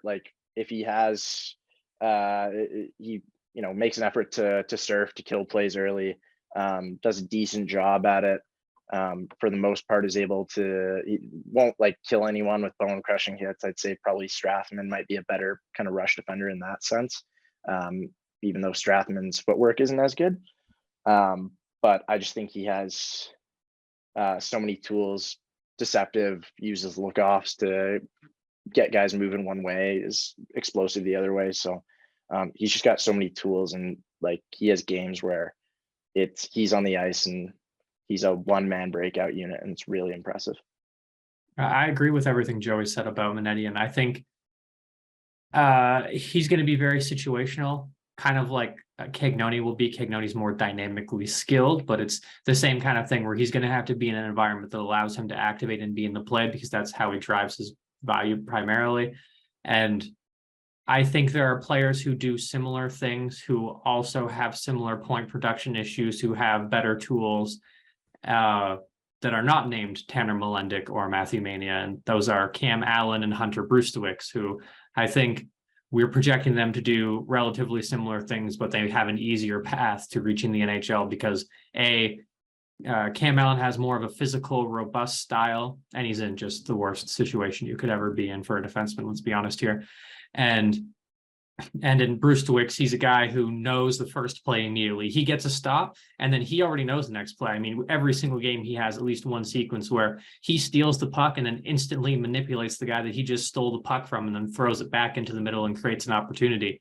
So same projection, I think more certainty in both of those guys. So I think Manedian is a perfectly fine mid kind of second, but I think we got to put at least 4 defensemen down on the board before we get to him. Yeah, I really like Manedian, and I agree with what Mitch said. I think the tools are slightly better, and yeah, not necessarily the offensive potential. Manedian, I feel he has 5 plays that he's really good at in the offensive zone, but he needs to add a bit more. He relies on the same patterns, and I'm sure he's going to add them over the next few years. But I believe a bit more in the CHLers. But it's just really close. All of those players are very, very close together. So Lauren, why don't you tell us about? I love how he reads a forecheck. I like Manedian. Yeah, he's really good on breakouts. He's I see what you're saying. Sometimes kind of predetermined things in the offensive zone, but I think he's so versatile in his own end. Just how he can get the puck out of his end. He reads and reacts super well. Well, what about Mania? In the 40s. Because Mania was a part of this conversation as well. And Lauren, I don't think you've had a chance to really get into his profile and what he brings to the table and how we kind of place that on our board. Well, I mean, I think Mitch pretty much summed up everything I think about at least the OHL group of defensemen. I have Mania ahead of the rest, then Allen, then Brustewicz. So, I mean, we can kind of flip back and forth. It's pretty close, but Mania is just, the upside is much higher. The skill, the pure skill, the fearlessness in the offensive zone. He'll rush the puck up. He'll dangle 3 guys through the slot just to get to the net. He's just so dynamic in the way he can create offense, the way he sees opportunities.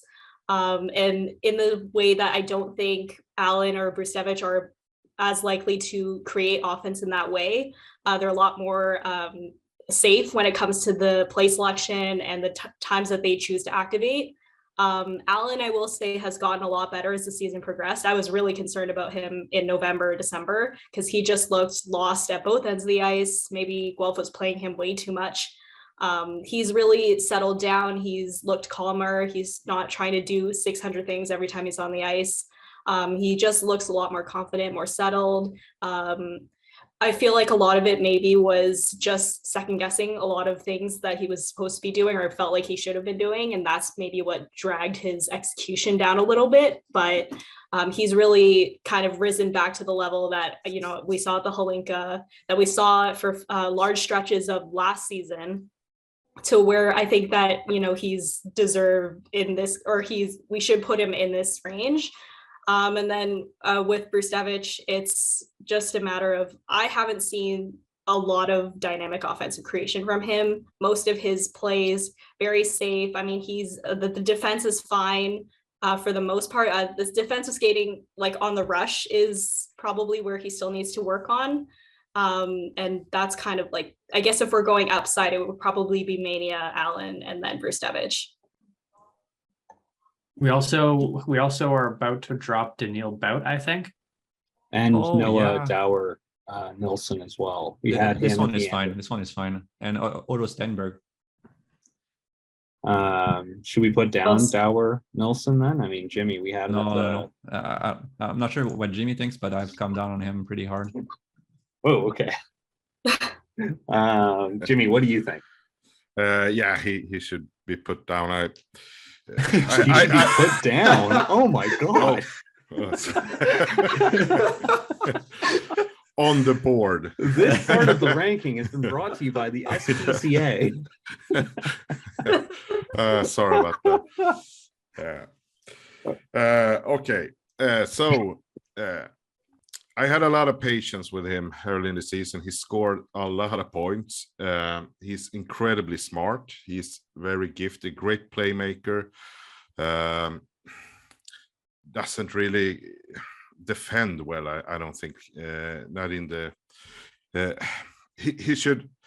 I think I would want him to contribute more in the own zone, you know, on the transition, the rush offense. He's mostly a offensive zone player at this moment, and the biggest issue is, of course, his skating, and it's not progressing during the season, and that's why I also want him put down on the board. Top 10 funniest moments in any of the draft rankings. Okay, so we're going to hunt him down. Our board. I don't know if we'll What do you think euthanize of? him. No, we should talk about Stenberg first before we rank the defenseman, in case we have to put him somewhere. I'm not really a big fan of Otto Stenberg either. Right.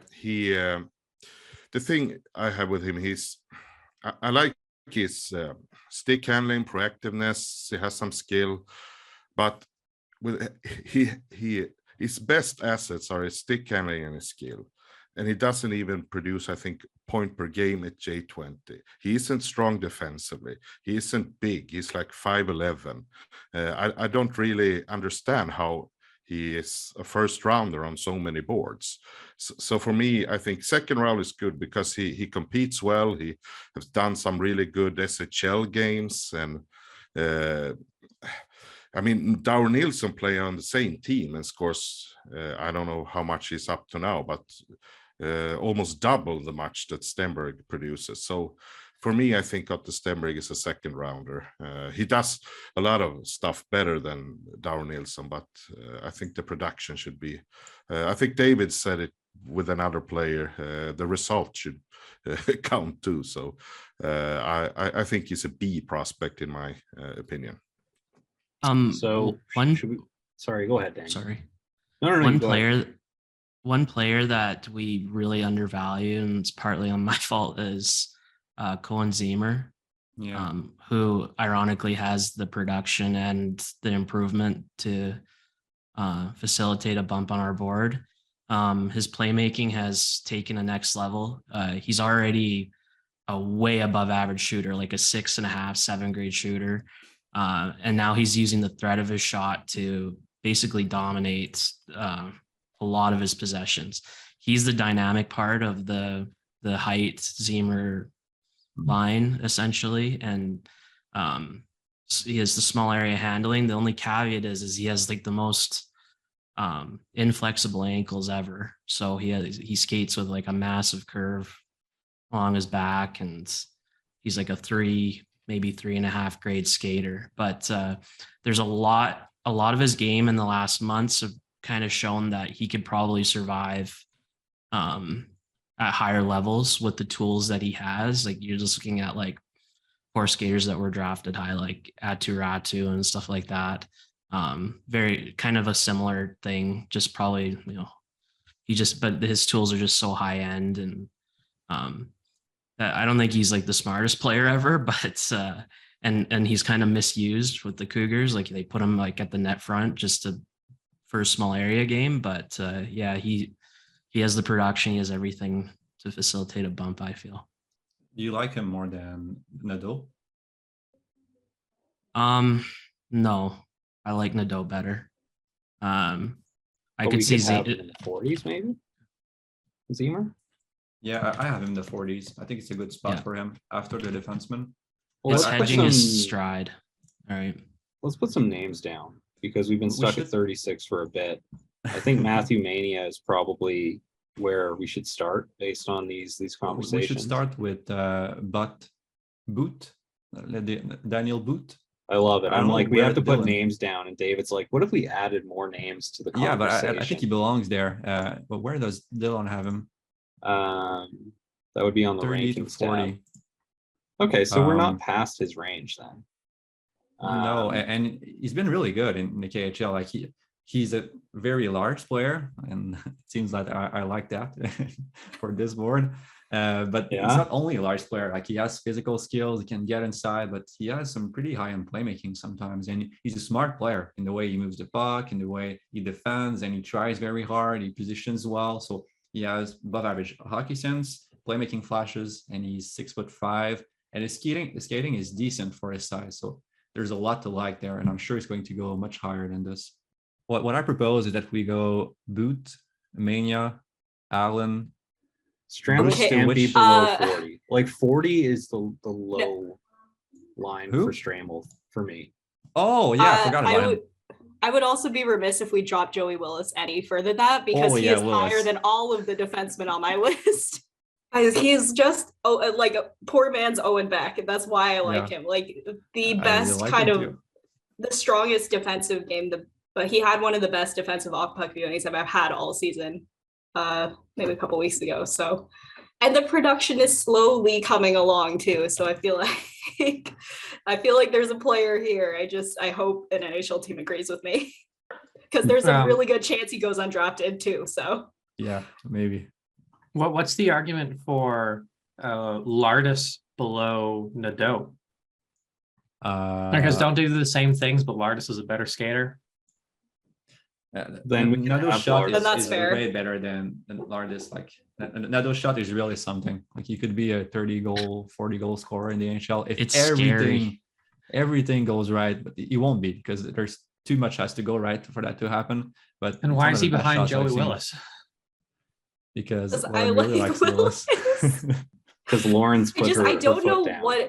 I don't know what it is about Lardis. Like I want to like. He seems like a player I should like, and I don't see it in my viewings. All There's right. a lot of good OHLers in this spot. Yeah. Yeah, But Petrie, Barkey. we should talk about Lardis though. Like right now, Lardis is an off-puck player, off-puck shooter. So he's really good at finding space, and he has a above average shot when you project it to the NHL, and he can find space. He's really good at anticipating the flow of the play and all this, but he has more and more flashes of playmaking. So we anticipate that next year, now that he's in a better situation, he's going to become a much better playmaker. His numbers are really going to increase a lot, and he plays with a lot of pace. His skating is above average. He tries defensively. So I think he's going to explode next year and make us look good if we have him here. He's a little Yager, right? Yeah. He plays with more pace. He has more playing flashes. Maybe he's better than Yager. Like honestly, thinking about it. Yeah. I like Lardis higher than where we have him. I would have him 10 spots higher, but I don't want Lauren to hate me any more than she already does, so I won't push for it. Honestly, at this point, if I don't see it, I'm not going to see it at this point. So I will defer to you guys on Lardis because I trust you guys. Yeah, I haven't seen much playmaking, if at all, and he just feels like a very one-dimensional shooter. Yeah, he does have some also has the forechecking out pace to and his the credit. defense. Yeah, exactly. So he has multiple dimensions, and he's developing the one he's missing. But if you don't like him, we can keep him there and revisit the next board. He'll probably be higher in the next board anyways. If the Lardis family is listening to this, it is personal. I'm so sorry. Just so you know. It is personal. That's not personal. Calum Lind, 50 Calum Lind. Seems like violent. Oh my God, extremely. He's 150 pounds of nothing but violence and skill. And in skill, it pops sometimes. He's scoring in a more limited role. I think this is probably his spot, but there's significant upside. He's probably just going to find a way to have a career shaped around the more physical aspects of his game anyway. And there's a chance the skill pops as the skating improves. All right, I'll put him at 50. Coulson Pitre. Coulson Pitre is like Calum Lind, very violent, always running at people, of relatively physically underdeveloped for what you would expect a player of his desire for violence would be. And he also has some pretty exciting skill flashes, right? Yeah, I mean, he's always getting in on breakaways. The ability to finish in tight is quite impressive, and yeah, just like a really reliable, fun player to watch. We should have him there. It's probably he reminds me of, he's basically Denver Barkey, but like 3 inches taller. Yeah. That's a really good. I heard violence. You have my attention. Yeah. We just put down the two most violent guys in the draft on the board. Hell yeah. I wish I was around for the whole discussion, but I'm just glad we're celebrating. We're just gonna have a run of violence in the 50s now. Let's go. Joey, what do you think of Andrew Strotman? Well, speaking of violence, yeah, I think he's all right. Not sold on the footwork. I think he's a little bit slow transitionally. Don't think he, like, we were talking about Minetti, and like I don't think he reads forechecks especially well. Sometimes he makes the wrong read, picks the wrong direction, doesn't manipulate on his retrievals, which kind of bites him and sometimes gets him sucked into his own zone. I think with space, he's got, a lot of people do, but I think with space, he's got a good first touch. It's a little bit of manipulation. He can quarterbacks Youngstown's power play well enough. I'm just not sold on the skating, but good enough rush defender. Uses his stick super well, tries to kill plays early, a lot of blue line denials, uses his frame to his advantage. So there's a good amount to like. He's probably translates to bottom pairing defensive defenseman if he turns out. Yeah, that's pretty much my projection for him too. But he has a bit of upside. You mentioned it on the power play. Like, he can distribute the puck. He has occasionally some manipulation sequences, but they're pretty rare.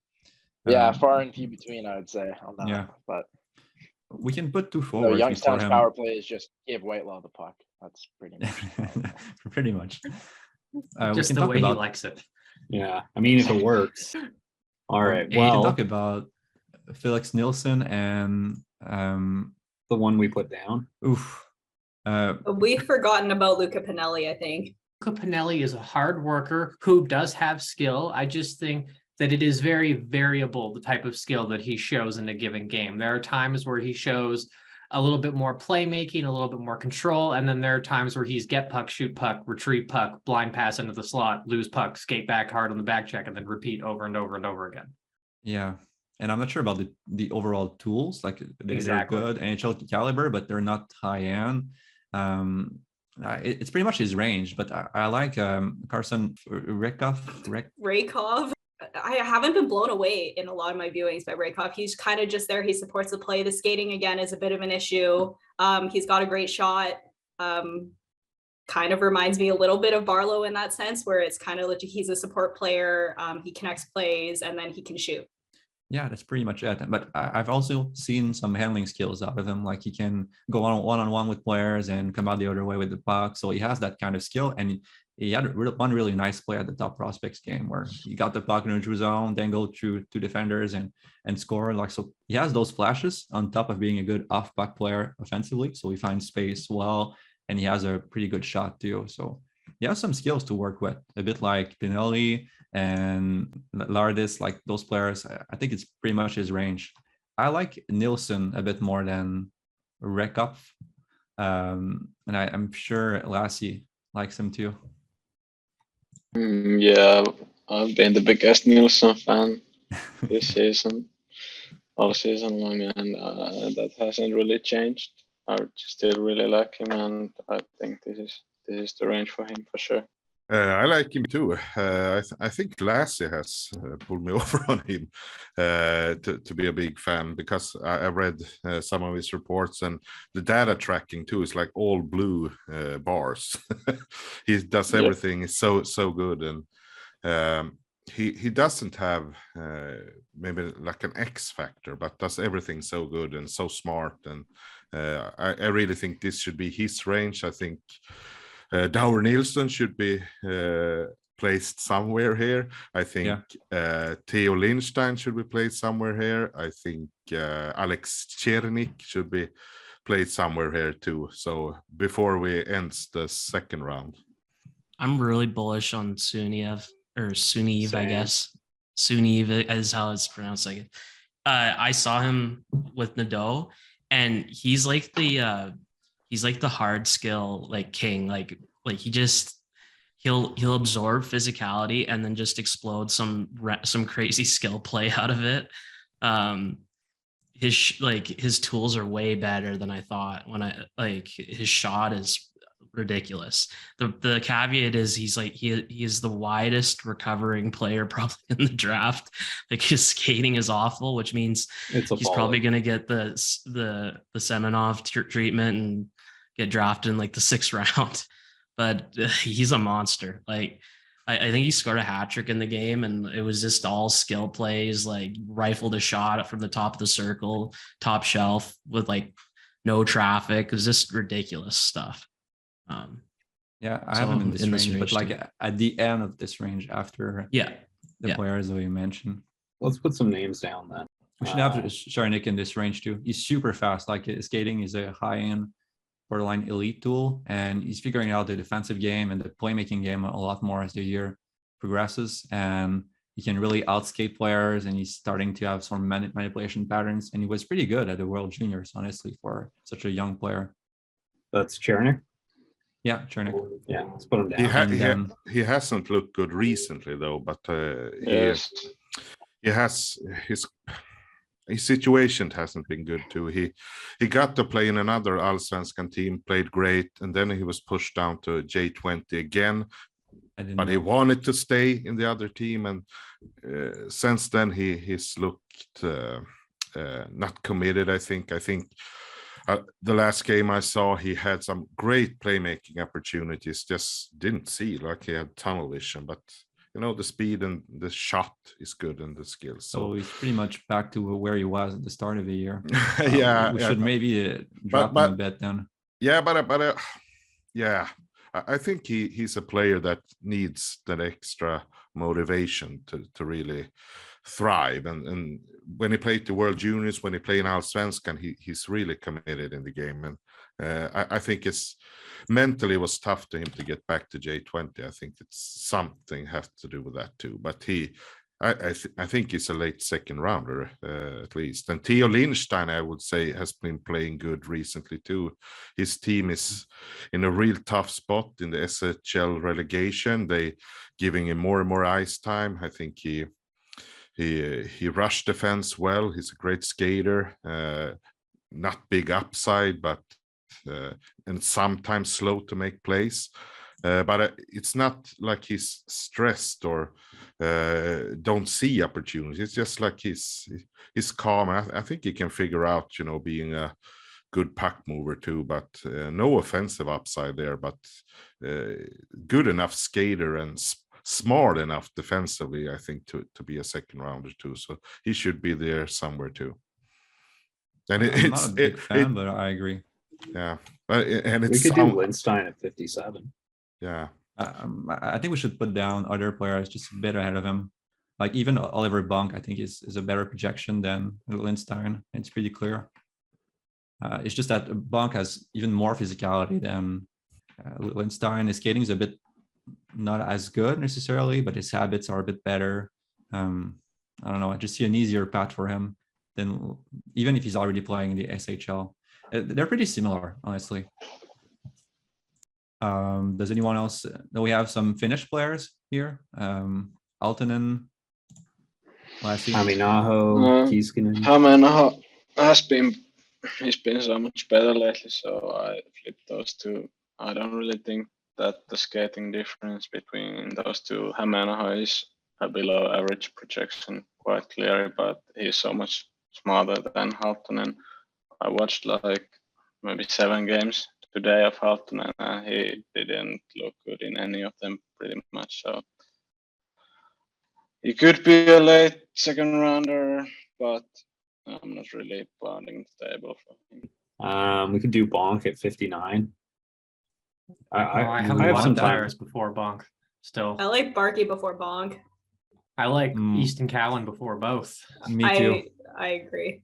So Cowan is get puck, either delay and then wait for support to arrive, or make a quick pass. So his game has a lot of translatable elements to it. Give and go, play at the right pace. As soon as he goes into space, he tries to like move the defender the wrong way first, and he does that a lot of times with passes. So you'll see him kind of skate towards the middle, draw the defender, then pass it to his teammate, usually Barkey, and then he'll sprint the middle and then get the puck back from Barkey for a scoring chance. Just a very interesting player, and a lot of it will come down to skating growth. His stride's a bit wonky, but he does have some outside edges and cutbacks. And earlier in the season, we did see a little bit in the way of physical skills, stuff like drawing pressure and then cutting back just as the defender leans on him and cutting to the inside. And I know David appreciates his game as well. Yeah, I think he's pretty smart. In just a few words. Yeah, I saw a lot more playmaking yesterday when I was getting viewings into him. The flashes of more advanced playmaking. I've been a big fan of Barkey since the beginning of the season. Super strong forechecker, really physical, another violent player, despite being, I think he's only 5'9", and just a really good worker, good motor. Yeah, I mean, we can have them back to back. They're probably both pretty close at this point. Okay. And then I have another guy, Beckett Hendrickson, on the National Team Development Program. He's very physically unrefined, tall, but very thin, and he has some real playmaking instincts, stuff like getting the puck and immediately passing it to the middle. He knows where his teammates are at any given moment. He's accurate. He's really deceptive in spurts. He's a long-term project, but the upside is a lot higher than the guys that we've been talking about lately. Should have Bonk there. That's his spot. Should have Bonk, Oliver Bonk. Oh, yeah. That's 62. He's just a defensive defenseman. He projects as a defensive defenseman, but he has the skills to play that role, except the high mobility, but physicality, and he knows what he is, a lot of self-awareness, so he doesn't go past his limits. And that's an issue for development, but that's really good when you project as a defensive defenseman. So he's going to play within his role and do a really good job, I think. And that means we should have Theo Lindstein down next, right? Yeah. Yeah, that makes sense. And we discussed his game already. I have a lot of guys still. All right, lay it on me. What do you got? All right, so Connor Levis on Kamloops Blazers. He's kind of this slow-moving but intelligent playmaker, good at getting the puck and then immediately spinning back into the slot. Good off-puck game, knows how to get open, knows how to get inside guys, body positioning-wise. It really comes down to skating, and I think he's likely going to pop next year. He's an 04, but on that Kamloops team, he's going to be the guy alongside Fraser Minton. And so lots of production in his future. And he shows just a tiny little bit of flashes of like shooting and handling skill, enough to suggest that perhaps in a role that is more free, he's going to really pop. Well, lastly, I think you should put down Halton and like somewhere around here. all of these players are pretty much flawed, and he has potential with his shot, his handling, and his size. It's He has some physicality flashes. too. Yeah, Very Yeah. inside driven. Yeah, but let's do Hämeenaho first. We can put them right next to each other.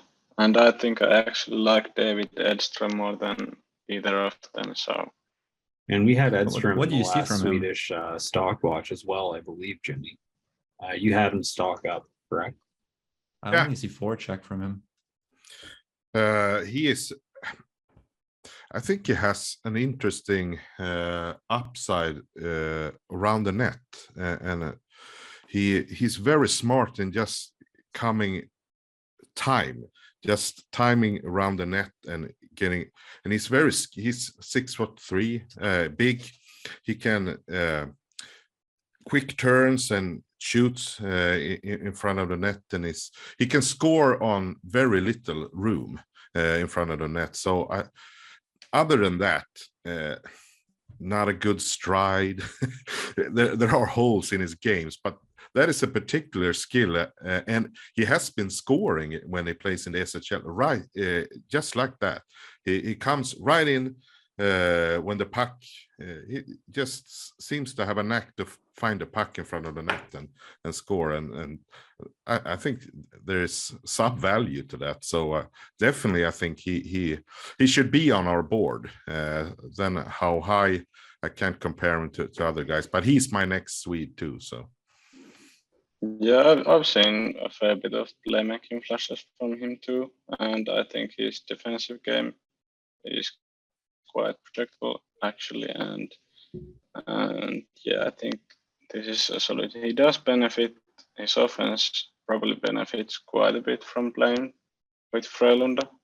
It's a very stacked team, which produces a lot. He has a lot of good teammates, but like Jimmy said, the off-puck instincts are probably the biggest selling point. But he does have enough skill also. So, and I think his skating output is probably a bit better than his stride form looks like. So We can't forget about the Q defensemen. Like, you should put down Jordan Tourigny somewhere here.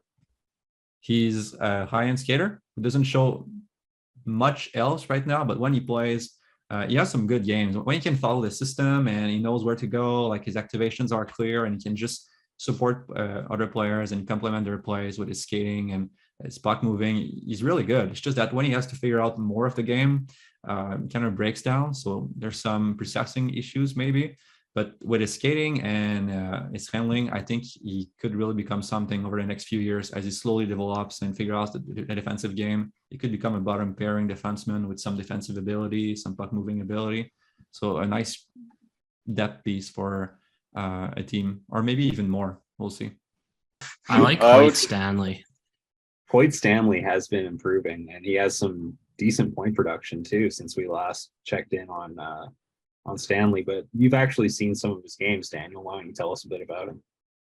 Yeah, he's got the green light to activate, and you can really see like kind of the physical tools and kind of flourish and the skill flourish. I think when we watched him at the BCHL showcase, he kind of just was locked into the system, but now he's like activating end-to-end carries off of every reception, attacking the net. Like, he's got the he's got the size, he's a right-hand shot D. Like, there's a lot to like about him. I think he has legit upside. He's going to Cornell. Like, yeah, that's one knock against him. Yeah. Sorry, Joey. I'm just bugging you. Yeah, if we're looking for upside, and then Carter Sotheran too. Yes. Sotheran. Yes. It sounds Stanley sounds exactly like Sotheran. Big right shot, loves to get in the play. The cool thing with Stanley is that you saw the tools at the BCHL showcase, right? Like you saw the kind of foundation that could lead to this production, to these activations, to him improving in space on the defensive side. And now we actually have, you know, the proof of concept as he's gone through the season. And 6'2", that mobile, going to a good school. I'm not razzing Joey. Like, I think he's going to go in this range. It wouldn't surprise me in the slightest. So I think we can put him down. Okay. I'd like Etienne Morin in this range too. I think Evan Bouchard, but a lighter version. He plays the exact same way. Like he has some mobility issue. He's pretty much low pace. He flashes some defensive ability, but for the most part, he's just an offensive defenseman who plays inside space, who shoots a lot, but who has some high-end flashes of playmaking.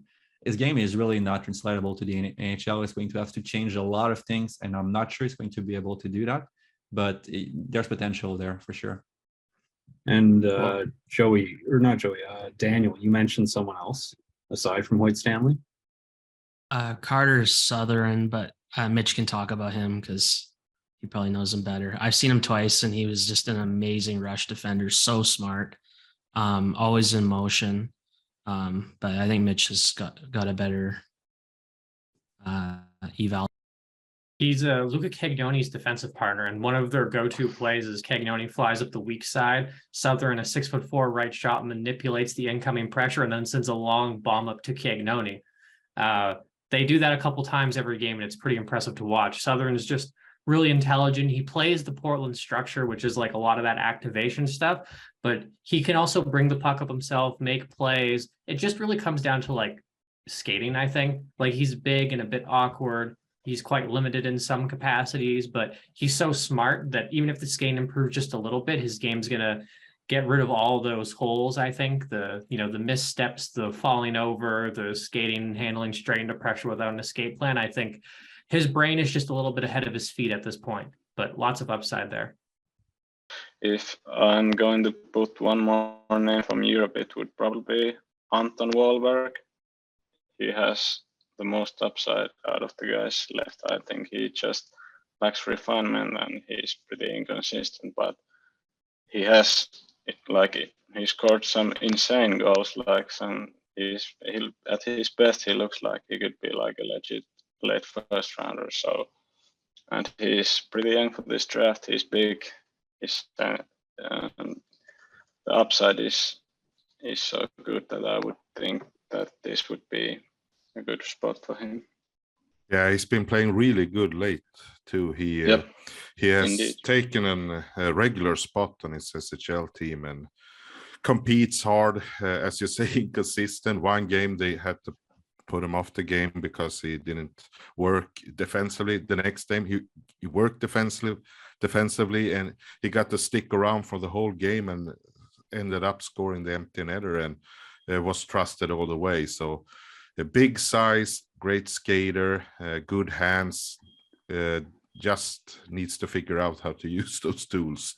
So an interesting player that definitely will be drafted and should be on our board, I think. I'm going to add another QM JHL defenseman, Luke Coughlin. He's another really mobile defenseman who uses skating more and more to fake opponents at the opposing blue line and then go down the wall and make plays inside. His defense is rapidly improving, his puck management too. He was injured at the start of the year, so we didn't get to see his first few months. But he's improving fast, and he's in a really good program to develop defensemen. So I think he's just going to get better. He's a bit undersized, but his skating makes up for it. It's really interesting. Who are the two best high school players, Daniel? Fisher and Thorson. Fisher's bigger, probably more projectable as an NHLer. He hit pocket, protection into handles. He's a supporter, even has a delay game, blends his hands, has a good shot. But Thorson is small but stocky. I think he's like 5'8", but he's like 190 pounds. So he takes physicality pretty well. But he's like all high pace, kind of inefficient, kind of like the WHLers where he'll chuck a lot of pucks around. But, he's always like a couple steps ahead. I'd probably do Fisher then Thorson. But that might change by the next board. I'm still trying to figure it out a bit. Okay. I believe Thorson started in Waterloo at the beginning of the year, and I liked him there. So. Yeah, Thorson's been productive in the USHL too, so that's like another plus because the adaptability between these guys, like you kind of don't know until they play a bit. Yeah. what high school habits pop out and what don't. What about Aiden Fink? Oh yeah, Russ likes Because him. Russ We shot can me put a him line, there and he wanted him on the board towards the tail in the end. second round. I've watched him. He was really good at the World Junior A because the talent pool there is not amazing, but he's spacey. He has some playmaking flashes. He can score around the net. He's a bit undersized, and while he's spacey, his skating form is not the greatest. So he has some challenges ahead of him, but he's going to play probably 3 years in college, and we'll see. And the base of skill is good enough to be in this range. So should we call it a day? We can do some honorable mentions, or Yeah, sure. We can put Luke Fullen in that. Just throw Dylan a bone. Maya I Tovic, added sure. the Tyler Peddle, who's not scoring at all for some reason. David, you What? changed his name in the sheet to HM. Did I do that? No. Yes, you did. That doesn't sound like me at all. Like only David can, I swear. I don't even understand how that happens, honestly. Every time. Every time.